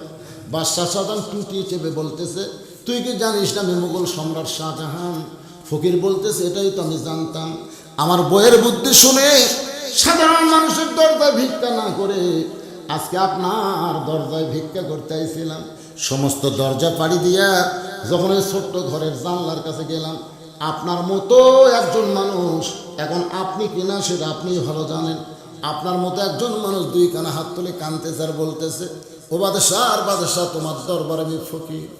যেই বলেছে বাদশা শাহজাহানের দুইটা হাত থরথর করে কাঁপতেছে। ইন্নামাল মুমিনুনা আল্লাযীনা ইযা যুকিরাল্লাহু ওয়াজিলাত কুলুবুহুম, তারাই তো প্রকৃত মুমিন। আল্লাহর জিকিরের কথা শোনার সঙ্গে সঙ্গে তাদের অন্তরের মধ্যে কম্পন সৃষ্টি হয়ে যায়। বাদশা শাহজাহানের দুইটা হাত থরথর করে কাঁপতেছে। সমস্ত দরবার বলতেছে, দেখো না ফকির এমন কি কথা কইল যেটা শোনার পরে আপনার হাত থরথর করে কাঁপতেছে। বাদশা শাহজাহান বলে, দারোয়ান রে, ফকির যা বলেছে সত্য বলেছে। লিল্লাহে তাকবীর। এখান থেকে প্রমাণ হয়ে গেল বাদশা শাহজাহান যদি ফকির হয়, শুধু একজনই ফকির নয়, তিনি হলেন ইল্লা ওসমানু গানি। ধরে কান সুবহানাল্লাহ। সে ওসমান মনে মনে ভাবতেছে, জুব্বা বুঝে আমি পাই, জুব্বা বুঝে আমি পাই। ওসমান গনির পাশে একজন সাহাবী মাথা নিচু করে মুসকে মুসকে হাসে আর বলে, জুব্বা তো আমি পাবো, জুব্বা তো আমি পাবো। আবু বকর বলেছেন, জুব্বা বুঝে আমি পাই। উমর ফারুক বলেছেন, জুব্বা বুঝে আমি পাই। ওসমান গনি বলেছেন, জুব্বা বুঝি আমি পাই। কিন্তু হযরত আলী বলতেছেন, জুব্বা তো আমি পাবো, তার মুখত বুঝি টুজি নাই। এখন আপনাদের কাছে আমার প্রশ্ন হলো, নবী কিন্তু কারোর নাম বলে নাই। নবী বলেছেন, আমি যাব যাব, এত দামি জুব্বা নিয়ে যাব না, তোমাদের মধ্যে কাউরে না কাউরে দিয়া যাব। কিন্তু হযরত আলীর মনের মধ্যে এমন চেতনা আসার কারণ হলো, একদিন আল্লাহ নবী বললেন, সাহাবীরা রে, তোমরা কি জানো তোমাদের মাঝখানে এমন একজন মহামানব বসে আছে, যে মহামানব আমি নবীর চাইতেও দুই দিক দিয়ে সম্মানিত। সাহাবীরা বললেন, হুজুর আমাদের মাঝখানে তো বসে নাই, আমাদের সাইডে আপনি বসে আছেন। আল্লাহ রাসূল বললেন, না, আমার চাইতেও দুই দিক দিয়ে দামি সম্মানিত। সমস্ত সাহাবীরা বলে, রাসূলুল্লাহ আপনার চাইতে দামি কোনো মানুষ পৃথিবীতে কোনোদিন হতে পারে না। রাসূল বললেন, তোমরা না মানলেও আমাকে মানতে হবে। রে সাহাবীরা শোনো, আমি বাবা আদম থেকে আমি নবী পর্যন্ত যত নবী দুনিয়াতে এসেছে, এই নবীর বিবিরা জান্নাতি হবে, কিন্তু জান্নাতি নারীদের নেত্রী কোনো নবীর বিবি হতে পারবে না। জান্নাতি নারীদের নেত্রী হবে আমার কলিজার টুকরা ফাতেমা। এই ফাতেমার স্বামী যিনি, তিনি হলেন পৃথিবীর সব চাইতে সৌভাগ্যবান স্বামী। আল্লাহ নবীর 11টা বউ ছিল, ধরে কোন কয়টা? সব বউ জান্নাতে যাবে, কিন্তু জান্নাতি নারীদের নেত্রী হওয়ার পারবে না। মা খাদিজা বলেছিল, ইয়া রাসূলুল্লাহ কিছু খুশির কথা, কিছু আনন্দের কথা আমাকে শোনান হুজুর, বয়স বেড়ে গেছে, যে কোনো সময় মরে যাব, মরে যাওয়ার আগে কি একটা আনন্দের কথা শোনাবেন না? আল্লাহ রাসূল বলেন, খাদিজা এই দুনিয়াতে 10 জন পুরুষকে আল্লাহ জান্নাতের সার্টিফিকেট দিয়েছে, এই দুনিয়াতে 10 জন নারীকেও আল্লাহ জান্নাতের সার্টিফিকেট দিয়েছে। সুবহানাল্লাহ। পুরুষের মধ্যে 1 নম্বর সার্টিফিকেট প্রাপ্ত হলো আবু বকর সিদ্দিক, আর নারীদের মধ্যে 1 নম্বর জান্নাতের সার্টিফিকেট প্রাপ্ত হলো খাদিজাতুল কুবরা। খাদিজা বলতে, হুজুর আমি যদি 1 নম্বর জান্নাতে হই, তাহলে আমার মেয়ে ফাতেমা কয় নম্বর? আমার মেয়ে ফাতেমা কয় নম্বর? রাসূল বললেন, খাদিজা ফাতেমা তো জান্নাতের কোনো নম্বরের মধ্যে নাই, ফাতেমা হলো জান্নাতি নারীদের নেত্রী। আমার সেই মায়েরা মা ফাতেমারও শুনতে চায়, মা ফাতেমা জান্নাতি নারীদের নেত্রী হওয়ার পিছনে একটাই মাত্র আমল, সব আমলে আছে কিন্তু একটা আমলকে গুরুত্ব দিয়ে তাকে জান্নাতি নারীদের নেত্রী বানানো হয়েছে। সে আমলটা কি? জোরে কন। আমার মায়েরা ফাতেমার ওয়াজ শুনবে কিন্তু পর্দা, তাহলে হবে কে মায়েরা? আপনারা যদি ফাতেমার ওয়াজ শোনেন তাহলে ফাতেমার মতো পর্দা করা লাগবে। গত বছর জামিলা আর ফাতেমার ওয়াজ আমি এখানে করছিলাম, ঠিক কিনা বলেন? আমি মা ফাতেমা নিয়ে সুন্দর করে আপনাদের বুঝাই দিয়েছিলাম মা ফাতেমা কেমন পর্দানিশী, যার কবর পর্যন্ত যারা হজ করেছে। আমি তো আমার এই হালিমাতুস সাদিয়া নবীর দুধমার কবর, এই কবর জিয়ারত করে 30 মিটার ফাঁকে ইমাম মালিক রহমতুল্লাহ আলাইহির কবর, এই কবর জিয়ারত করে যখন উত্তর পূর্ব কোণের দিকে রওনা দিছি, যারা হাজী সাহেব তারা সবাই একমত হবেন, যেই রওনা দিছি পুলিশ, ওখানে কিছু পুলিশ থাকে, আর এই পুলিশ থাকে পাকিস্তানি, বাংলাদেশ আর ভারতের মুসলমানের জন্য। অন্য দেশের মুসলমান এত খারাপ না, কিন্তু আমাদের এই 3 দেশের মুসলমান এরা যেটি সেটি চায়, এরকে চাওয়ার কোনো আক্কেল নাই, কথাটা বুঝলেন না? যেটি সেটি চায়। আমার দয়াল বাবার দরবারেতে কেউ ফিরে না খালি হাতে। মাস্তান যাবেন, আপনার মাস্তান গেছে দেখবেন মাজারের যে বাবা বাবা আমি বড় বিপদত পড়ছি বাবা। এরা ঝিনাই দেওয়া যায়, এরা বাঁশের কুঞ্চি পেটে পানি বার হলে সেটা পর্যন্ত খায়। জোরে কর কথা ঠিক, সেটা মানে আমার বই খাসা। সেদিন আমার পাবনা বাচ্চা ছিল কয়েক বছর আগে, আমি যখন ওয়াজ শেষ করে বাড়িতে আসে ফজর রাখ দিয়ে নামাজ পড়ে যখন বিছনায় যাবো, তখন আমার মেয়ে আমাকে বলতেছে আব্বু বাঁশের কুঞ্চির মধ্যে পানি বের হচ্ছে। ইতিমধ্যে ওর মা আমাকে বলতেছে ওই পানি খেলে নাকি ব্যারাম বেদি ভালো হচ্ছে। আমি বললাম দেখো আমি পাবনা থেকে বগুড়া পর্যন্ত আসার সময় বহু জায়গায় দেখলাম বাঁশ থবের নিচে মেয়ে মানুষের খবরদার তাই হলো, আমি একটা আলেম মানুষ, বাঁশের কঞ্চির পানি খেলে খাওয়া হবে না, ওরা খেলে কিন্তু অসুবিধা হবে, খাইও না যাই না কথা কয় না, চুপ করে এই কথা কোস না কেন, এই কথা মানে বউ কিন্তু শোনেন, আদরও করা লাগবে আর শাসনও করা লাগবে। কি কোন শাসন করার দরকার নেই। আমার বউ আমাকে এখানে বুকের কাছে নিয়ে বলতেছে আমার আব্বু দেশি মুরগি ভালোবাসে, আমার আব্বু ট্যাংরা খায়, কানস খায়, এলা খায়। আমার আব্বু কিন্তু সোমবারে আসবে। চিন্তা করলাম যে বউ নিয়ে সংসার করি তার বাপ এটা ভালোবাসে, কিনাই দরকার না। দেশি মুরগি, ট্যাংরা, কানস, এশিয়ার দই মিষ্টি কিনে দিলাম। আমার শ্বশুর যখন আসলো আমার বউ খিলাচ্ছে, আমি দূর থেকে দেখতেছি, এক টুকরা দিচ্ছে আর পারতেছি না, আর এক টুকরা খান আব্বা, আর এক টুকরা খান। আমার শ্বশুর কয় এই জন্যই তোর বাড়িতে আসি, এত খাওয়া যায় খেলে খাবে না, জোর করে খাওয়ায়। কিছুদিন পরে আমার বাপ আছে, আমি দূর থেকে দেখতেছি আমার বউ 15 দিন আগেকার শ্বেতানা বিস্কুট এক থালি বার করে দিচ্ছে। মানে যে বিস্কুট খাওয়া যাচ্ছে না, মানে পিঁপড়া কানা করছে, প্যাকেট বিস্কুট সেতে গেছে, ওটা আমার বাপের সামনে এক থালি দিয়েছে। তা আমার বাপ মুখত দেয়, আর কিছুক্ষণ পর পর লোক মুখে ঢুকে, আমি দেখতে মানে এই দাঁতের সাথে লাগা যায় লোক ঢুকে। তা আমি দূর থেকে দেখতে দেখতে আর সহ্য করতে পারলাম না, বাবার কাছে আসলাম। বাবাকে কে বাবা তুই ভালো বিস্কুট কিনিস না? আমি যতবার আসি তোর বউ আমাকে শ্বেতানা বিস্কুট দেয় পারে, এ দাঁতের সাথে লাগিয়া যায় বা কট্টস করে না। আপনারা কোন আমি কি কিনি না? তাহলে ওর বাবক এই সব কিনাবে আর আমার বাবক শ্বেতানা দিবে। আমি ঘরের মধ্যে গেলাম, ঘরের মধ্যে যায় মুসকে মুসকে হাসতেছি। ও দোয়াইলা সাবিলি রব্বিকা বিল হিকমা, হিকমত অবলম্বন করা লাগবে। আর বউকে হাসতেছে আর বউ মনে করতেছে হাসি হাসে, তখন ডাকতেছে কিছু দিবে পুরুষকে। যেই ঘরের মধ্যে ঢুকছে আমি আস্তে করে দরজা লেগে ছিপ কিনে তুলে দিলাম।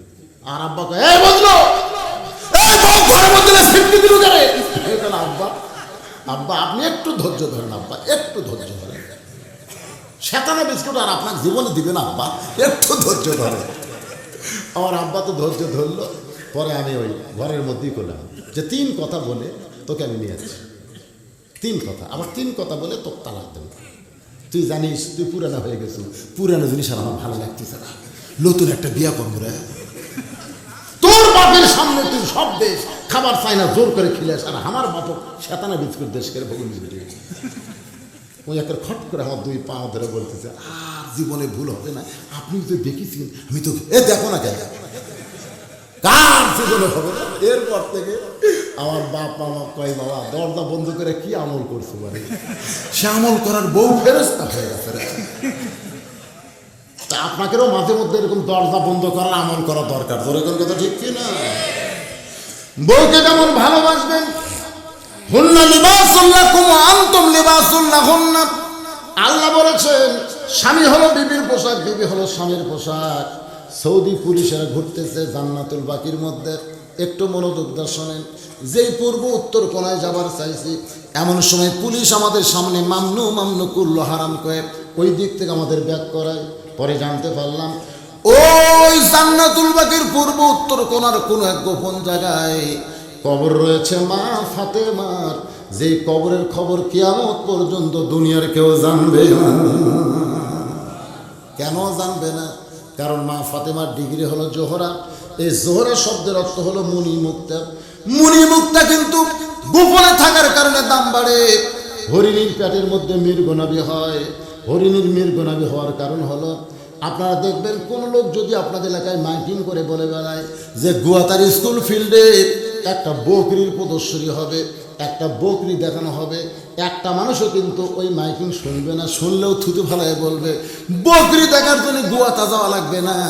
আমার পাড়া রাস্তায় রাস্তায় বকরি ভ্যা ভ্যা করতেছে, জোরে খান কথা ঠিক কিনা? আর যদি মাইকিং করে একটা হরিণীর প্রদর্শন হবে, গুয়াতা হাইস্কুল ময়দানে একটা হরিণীর প্রদর্শন হবে, তখন সবাই বলবে আমরা তো হরিণ দেখি নাই, চলো দেখবার যাই। হরিণের প্রতি আকর্ষণ হলো। হরিণ জঙ্গলের মধ্যে পর্দায় থাকে, এই জন্য হরিণের প্রতি মানুষের আকর্ষণ হয়েছে। আর বকরির কোনো পর্দা নেই, যেখানে সেখানে ভ্যা ভ্যা করতেছে, এই জন্য বকরি দেখার প্রতি মানুষের আকর্ষণ কমে যায়।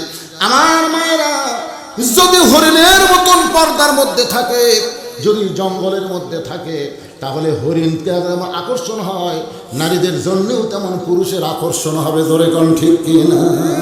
আমার মায়েরা বোনেরা, পর্দার অন্তর থেকে শোনেন মা, আল্লাহ নবী বলতেছেন, রে আমার সাহাবীরা, সাহাবীরা শোনো, বাবা আদম থেকে আমি নবী পর্যন্ত যত নবী দুনিয়াতে আইছে, এই নবীর সন্তানেরা জান্নাতি হবে, নবী হবে, কিন্তু জান্নাতি যুবকদের সর্দার কোন নবীর সন্তান হতে পারবে না।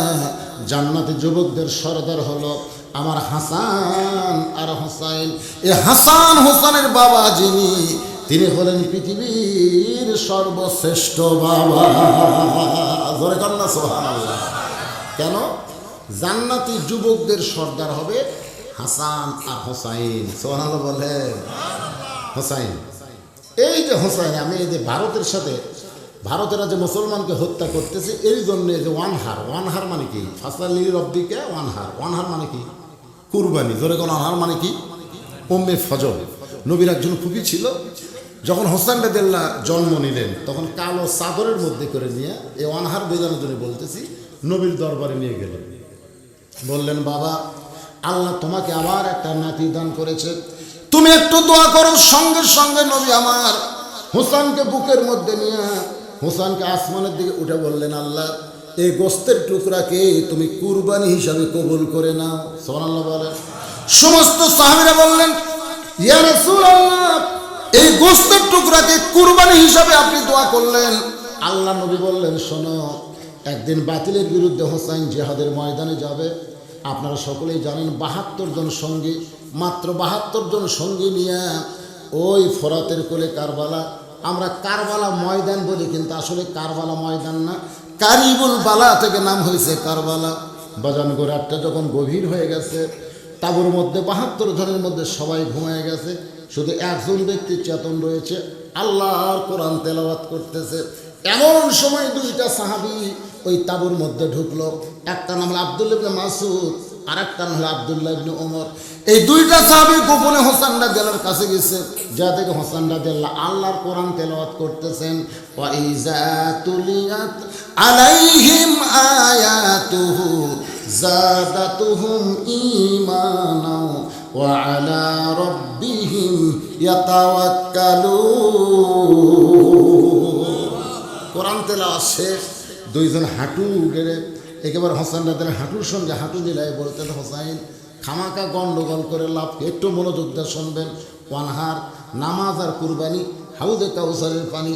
ওয়ানহার আমি বোঝানোর জন্য বলতেছি, হাঁটুর সঙ্গে হাঁটু লাগে। আব্দুল্লাহ ইবনে মাসউদ বলতেছে, রে হোসাইন, খামাকা গন্ডগোল করে লাভ কি?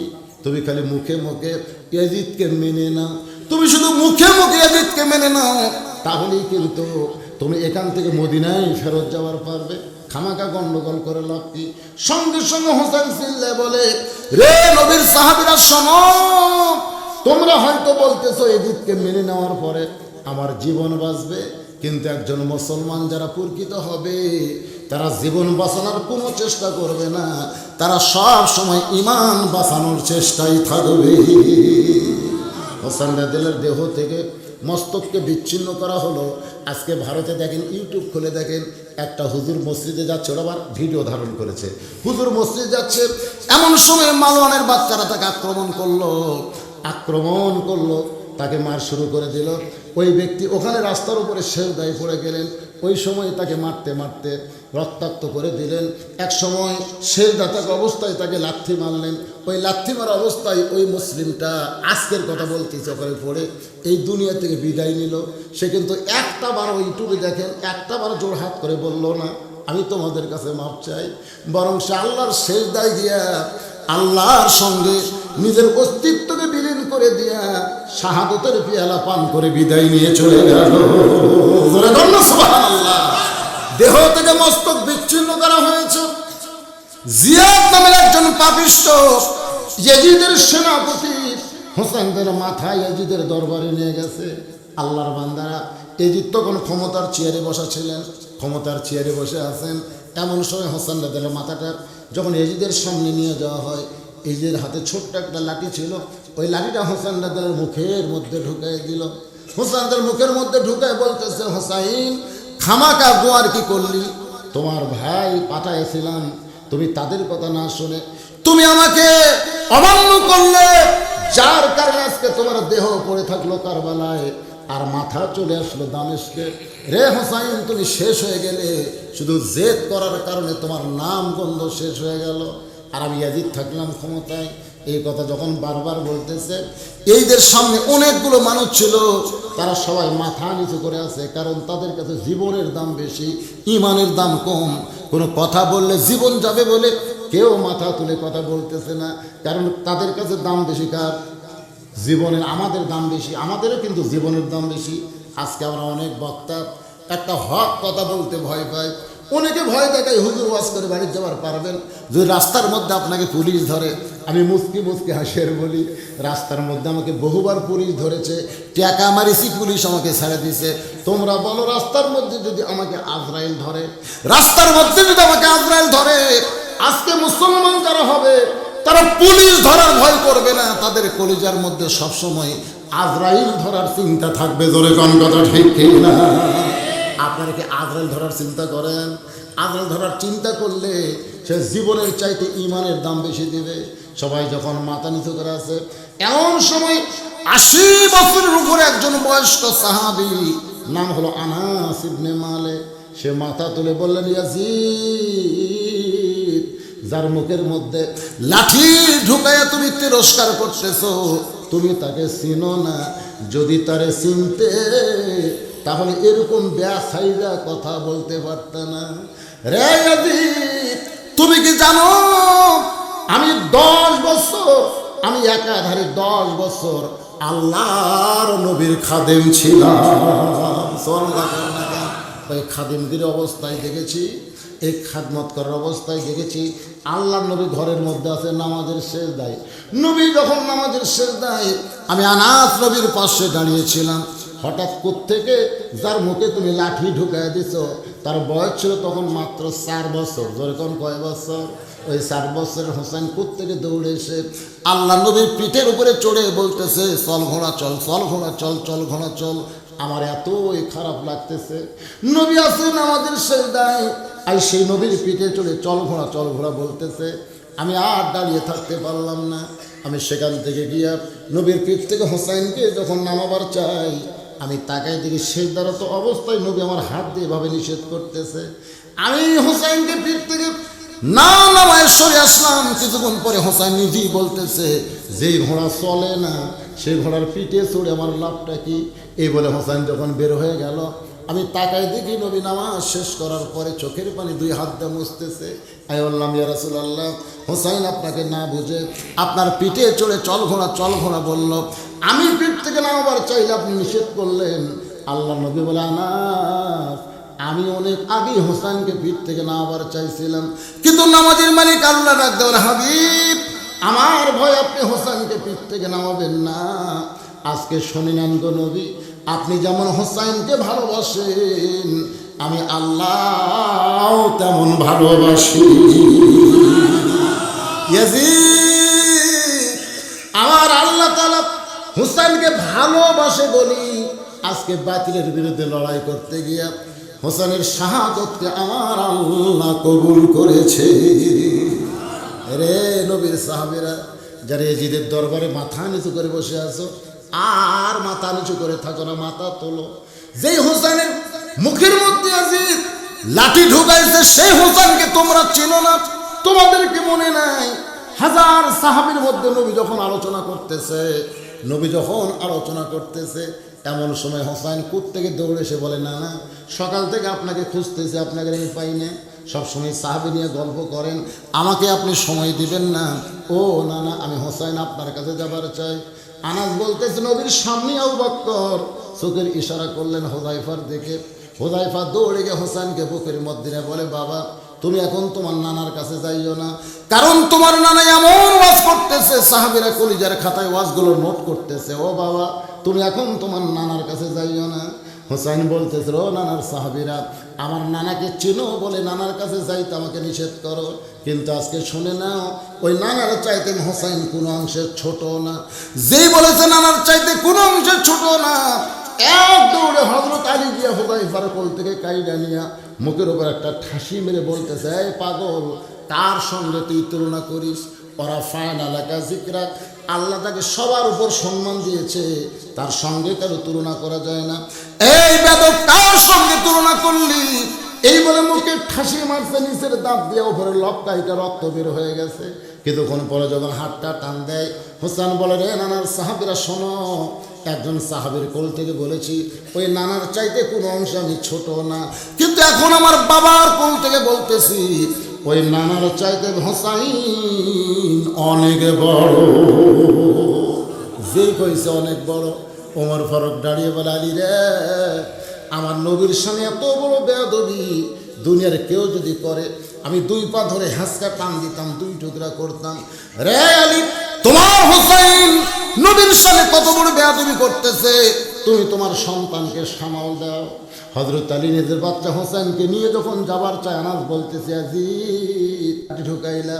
হযরত আলী যখন হোসেনকে নিয়ে যাবার চায়, আমরা হাজার হাজার সাহাবী তাকাই দেখি, নবী দাঁড়িয়ে গিয়া দুই হাত বাড়িয়ে বললেন, আলী, আমার কলিজাকে আমার কাছ থেকে আলাদা করিস না।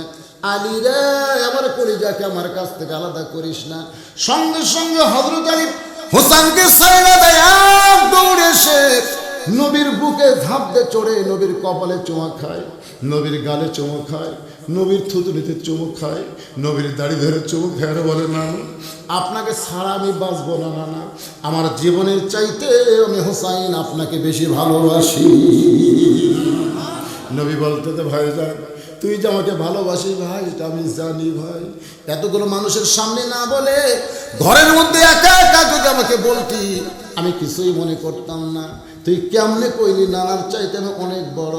হোসেন বলে, না না, তুমি মনে কষ্ট পেও না, কারণ তোমার হোসেন ছোট হতে পারে, হিসাব ছাড়া কথা কোনোদিন বলে না। ওমর ফারুক বলে, হোসেন তুমি ছোট্ট মানুষ, তুমি আবার হিসাবের জানো কি? হোসেন বলে, না না, তোমার আর আমার মধ্যে কথা হয়, কিন্তু তোমার উমর কেন মাথা মারতেছে? আল্লাহ রাসূল মুস্কি হাসিতে বললেন, এজলেস ইয়া ওমর, ওমর তুমি একটু বসো, বলো তো নানা তোমার হিসাব কি? হোসেন বলে, নানা আমার এক নম্বর হিসাব হলো তোমার বাবা আর আমার বাবা। বলো তো নানা, বলো এই দুই জনের মধ্যে কার বাবা বড়? যেই বলেছে তোমার বাবা আমার বাবা, এই দুই জনের মধ্যে কার বাবা বড়, প্রত্যেকটা সাহাবী থরথর করে কাঁপতেছে, কারণ এমন প্রশ্ন নবীকে কেউ কোনোদিন করবে কোন সাহাবীর মাথার মধ্যে কোনোদিন কল্পনা হয় নাই। নবী এতিমের মতন দাঁড়ায় বলতেছেন, শিশুকালে মইরা গেছে মা, গর্ভে থাকতে মরছে পিতা, আমি চোখে দেখলাম না। আমার বাবা আব্দুল্লাহ জান্নাত পাবে কি পাবে না, এই গ্যারান্টি আমি নবী কোনোদিন দিবার পারবো না। আর হোসেনের বাবা আলী শুধু জান্নাত পাবে না, এই দুনিয়াতে 10 জনকে জান্নাতের সার্টিফিকেট দেওয়া হয়েছে, তার মধ্যে 4 নম্বর ব্যক্তি হোসেন বাবা আলী। রে হোসেন শুনে নে, আমার বাবা আব্দুল্লাহর চাইতে তোমার বাবা আলী আল্লাহর কাছে কোটি কোটি গুণ বড়। হোসেন বলে না না, আমার 2 নম্বর হিসাব হলো তোমার মা আর আমার মা। বলো তো না, বলো এই 2 জনের মধ্যে কার মা বড়? নবী কান্দের বলে আমার মা আমিনা জান্নাত পাবে কি পাবে না, এই গ্যারান্টি আমি নবী কোনোদিন দিবার পারবো না। আর হোসেনের মা ফাতেমা শুধু জান্নাত পাবে না, জান্নাতি নারীদের নেত্রী হবে। আমার মা আমিনার চাইতে হোসেন মা ফাতেমা আল্লাহর কাছে কোটি কোটি গুণ বড়। হোসেন বলে না না, আমার 3 নম্বর হিসাব হলো তোমার নানা আর আমার নানা। বলো তো নানা, বলো এই 2 জনের মধ্যে কার নানা বড়? ওমর ফারুক এক দৌড়ে এসে হোসেনকে বুকের মধ্যে নিয়ে কপালে চুমা খায়, মুখে চুমু খায় আর বলে বাবা আমি তোরে বুঝতে পারিনি বাবা, আমি না বুঝে অন্যায় করেছি। তোমার নানার নানা ওয়াহাব জোহরকে দুনিয়ার কেউ চেনে না, আর তোমার নানাকে শুধু দুনিয়ার মানুষ না স্বয়ং আল্লাহ করেছেন ঘোষণা, ওয়া ইন্নাকা আলা খুলুকিন আযীম। রে হুসাইন, তোমার নানার চাইতে তোমার নানা আল্লাহর কাছে কোটি কোটি গুণ বড়। হোসেন বলে না না, এখন বলো তোমার সাহাবীকে, বাবার দিক দিয়ে যদি আমি বড় হই, আবার যদি মায়ের দিক দিয়ে আমি বড় হই, নানার দিক দিয়ে যদি আমি বড় হই, তাহলে কোন দিক দিয়ে তুমি আমার চাইতে বড় হলা? আনাস কান্দের বলিয়া দিদরে, যার মুখে লাঠি ঢুকাইয়া দিছ, সেই দিন হাজার হাজার সাহাবীর সামনে নবী হোসেনকে 2 হাত দিয়ে আসমানের দিকে তুলে বলতেছে, রে আমার সাহাবীরা তোমরা তাকায় দেখো আমার চাইতে হোসেন কত বড়। সেই হোসেনের বাবা যিনি পৃথিবীর শ্রেষ্ঠ বাবা, তিনি রে আমার সাহাবীরা স্বামীর দিক দিয়ে আলী, বাবার দিক দিয়ে আলী, আমি নবীর চাইতেও 2 দিক দিয়ে অনেক বড় সম্মানী। সুবহানাল্লাহ। সে আলী মনে মনে ভাবতেছে জুব্বা আমি পাই, জুব্বা আমি পাই, কিন্তু জুব্বাটা নবী কাকে দিবেন সেইটা প্রকাশ করে নাই। বাজান গো, এই জুব্বার মধ্যেই মেরাজের গুরুত্ব রয়েছে। এই জুব্বার মাধ্যমে 50 ওয়াক্ত নামাজ আল্লাহ 5 ওয়াক্ত বানায় দিছে। জোরে কোন সুবহানাল্লাহ। এখানে ফজরের 2 রাকাত ফরজ, জোহরের 4 রাকাত, আসরের 4 রাকাত, মাগরিবের 3 রাকাত, এশার হলো 4 রাকাত, সর্বসাকুল্যে 70 রাকাত নামাজ কেউ যদি জামাতের সঙ্গে আদায় করে, ফাসাল্লি রব্বিকা, এটাই হলো রবের নামাজ। আবার মনে করেন না, এই আমার এলাকায় দেখছি মসজিদ দোতলা বানাচ্ছে, দোতলা। আমি বললাম কেন ভাই দোতলা কেন? মুসল্লি আঠে না, এই জন্য দোতলা করতেছি। আমি বললাম ফজরের খবর কি? এক কাতার। মসজিদ কিন্তু ভিতরেই 10 কাতার আছে। জোহরের খবর কি? এক কাতার। আসরের খবর কি? একটাই। মাগরিবের খবর কি? বড় বড় 1.5 কাতার হয়। এশার খবর কি? 1 কাতার। তো তাহলে যদি মসজিদের মধ্যেই 10 কাতার আছে আর 1 কাতার 1.5 কাতার করে হয়, দোতলা বানানোর দরকার কি? তখন এক মুসল্লি সাইড থেকে বলতে ওই যে শেষে আসা আগে যায়, ওই শালাকের জন্যই দোতলা বানানো লাগতেছে। মানে জুমার দিনে শেষে আসা আগে যায়, ওরকে জন্যই দোতলা। আপনারা বলেন এই যে ফাসাল্লি রব্বিকা ওয়ানহার, 2টা আমল, একটা হলো নামাজ, একটা হলো কুরবানি, তারাই পান করবে হাউজে কাউসারের পানি। এটা কি জুমার নামাজ? এটা কিন্তু জুমার নামাজ না। জুমার নামাজ যারা শেষে আসে আগে যায়, এদেরকে আল্লাহ মুসল্লির মধ্যেই ধরবে না। এরা কিন্তু মুসল্লি না, এরা হচ্ছে ফাওয়াইলুল্লিল মুসাল্লিন। ধরে কারণ ফাওয়াইলুল্লিল শেষে আসে আগে যায়, মানে কি বলতে চাই? জুমার নামাজের শেষে তো আসা চলবেই না, কারণ আল্লাহ কোরআনে যেখানে অর্ডার করেছে, ইযা নুদিয়া লিস-সালাহ মিন ইয়াউমিল জুমআ ফাসআউ ইলা যিকরিল্লাহ। ভাইজান আসেন, আলোচনার শেষ প্রান্তের দিকে আসার আগ দিয়ে এই জুব্বাটা নবী কাকে দিবেন, কেন দিবেন, আমরা নামাজ আর কুরবানির মধ্যে জানতে চাই। তার আগ দিয়ে প্রতি বছর যেই রকম মাত্র 10টা মিনিট আপনাদের কাছে মসজিদের জন্য না ঈদগার জন্য, কিসের জন্য? মসজিদের জন্য আপনাদের কাছে হাত বাড়াইলাম। রুমাল যাবে, গামছা যাবে, ব্যাগ যাবে, ওটা উঠির দরকার নেই।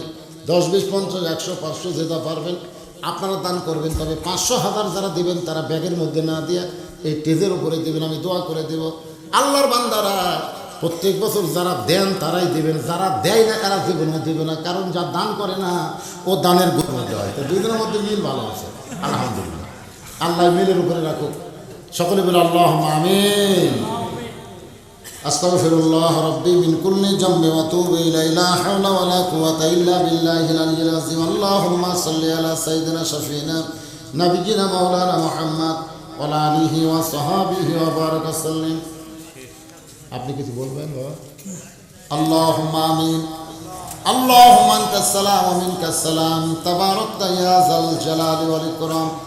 মাবুদ, সেই মাগরিবের নামাজের পর থেকে রাত্রি 12:15 হয়ে গেল, এই গভীর রাত পর্যন্ত তোমার পাগল বান্দা বান্দিরা আরামের বাড়ি আরামের ঘুমকে বাদ দিয়া কোরআন হাদিসের মহব্বত কলিজার মধ্যে নিয়ে এই জান্নাতের বাগানে বসে বসে কোরআন হাদিসের আলোচনা শোনার শেষে আমি গুনাহগারের সঙ্গে রহমতের দরজায় ফকির হয়ে দোকানে হাত তুলেছে।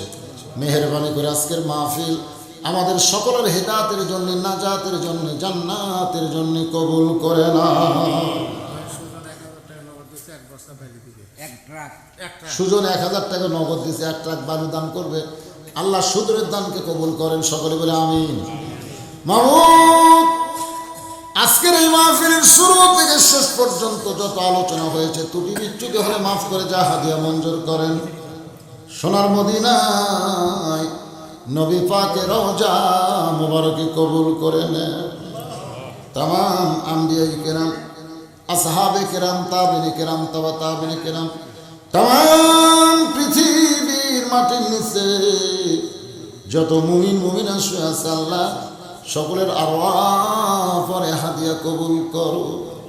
হে আল্লাহ তাআলা, আমরা যারা হাত তুলেছি আমাদের মধ্যে জনম দুঃখিনী মা যাদের কবরে গেছে, ছোট্ট একটা শব্দ মা, এর নামের মধ্যে কি মধুরে, যাদের মা নাই তারাই বুঝতেছে। এই দরদের মা যাদের কবরে গেল আল্লাহ মেহেরবানি করে মায়ের কবর জান্নাতের টুকরা বানিয়ে দাও। বাবার বাড়ি ঘর সবই আছে, আমি সহ আমরা যারা বাবা হারাতিম হয়ে গেছি আল্লাহ মেহেরবানি করে বাবার কবরটাকে জান্নাতের টুকরা বানিয়ে দাও। আমাদের দাদা দাদি নানা নানি আত্মীয় স্বজন আপনজন শ্বশুর শাশুড়ি যাদের কবরে গেছে বাবু, কবরবাসীদের মাফ করে দাও।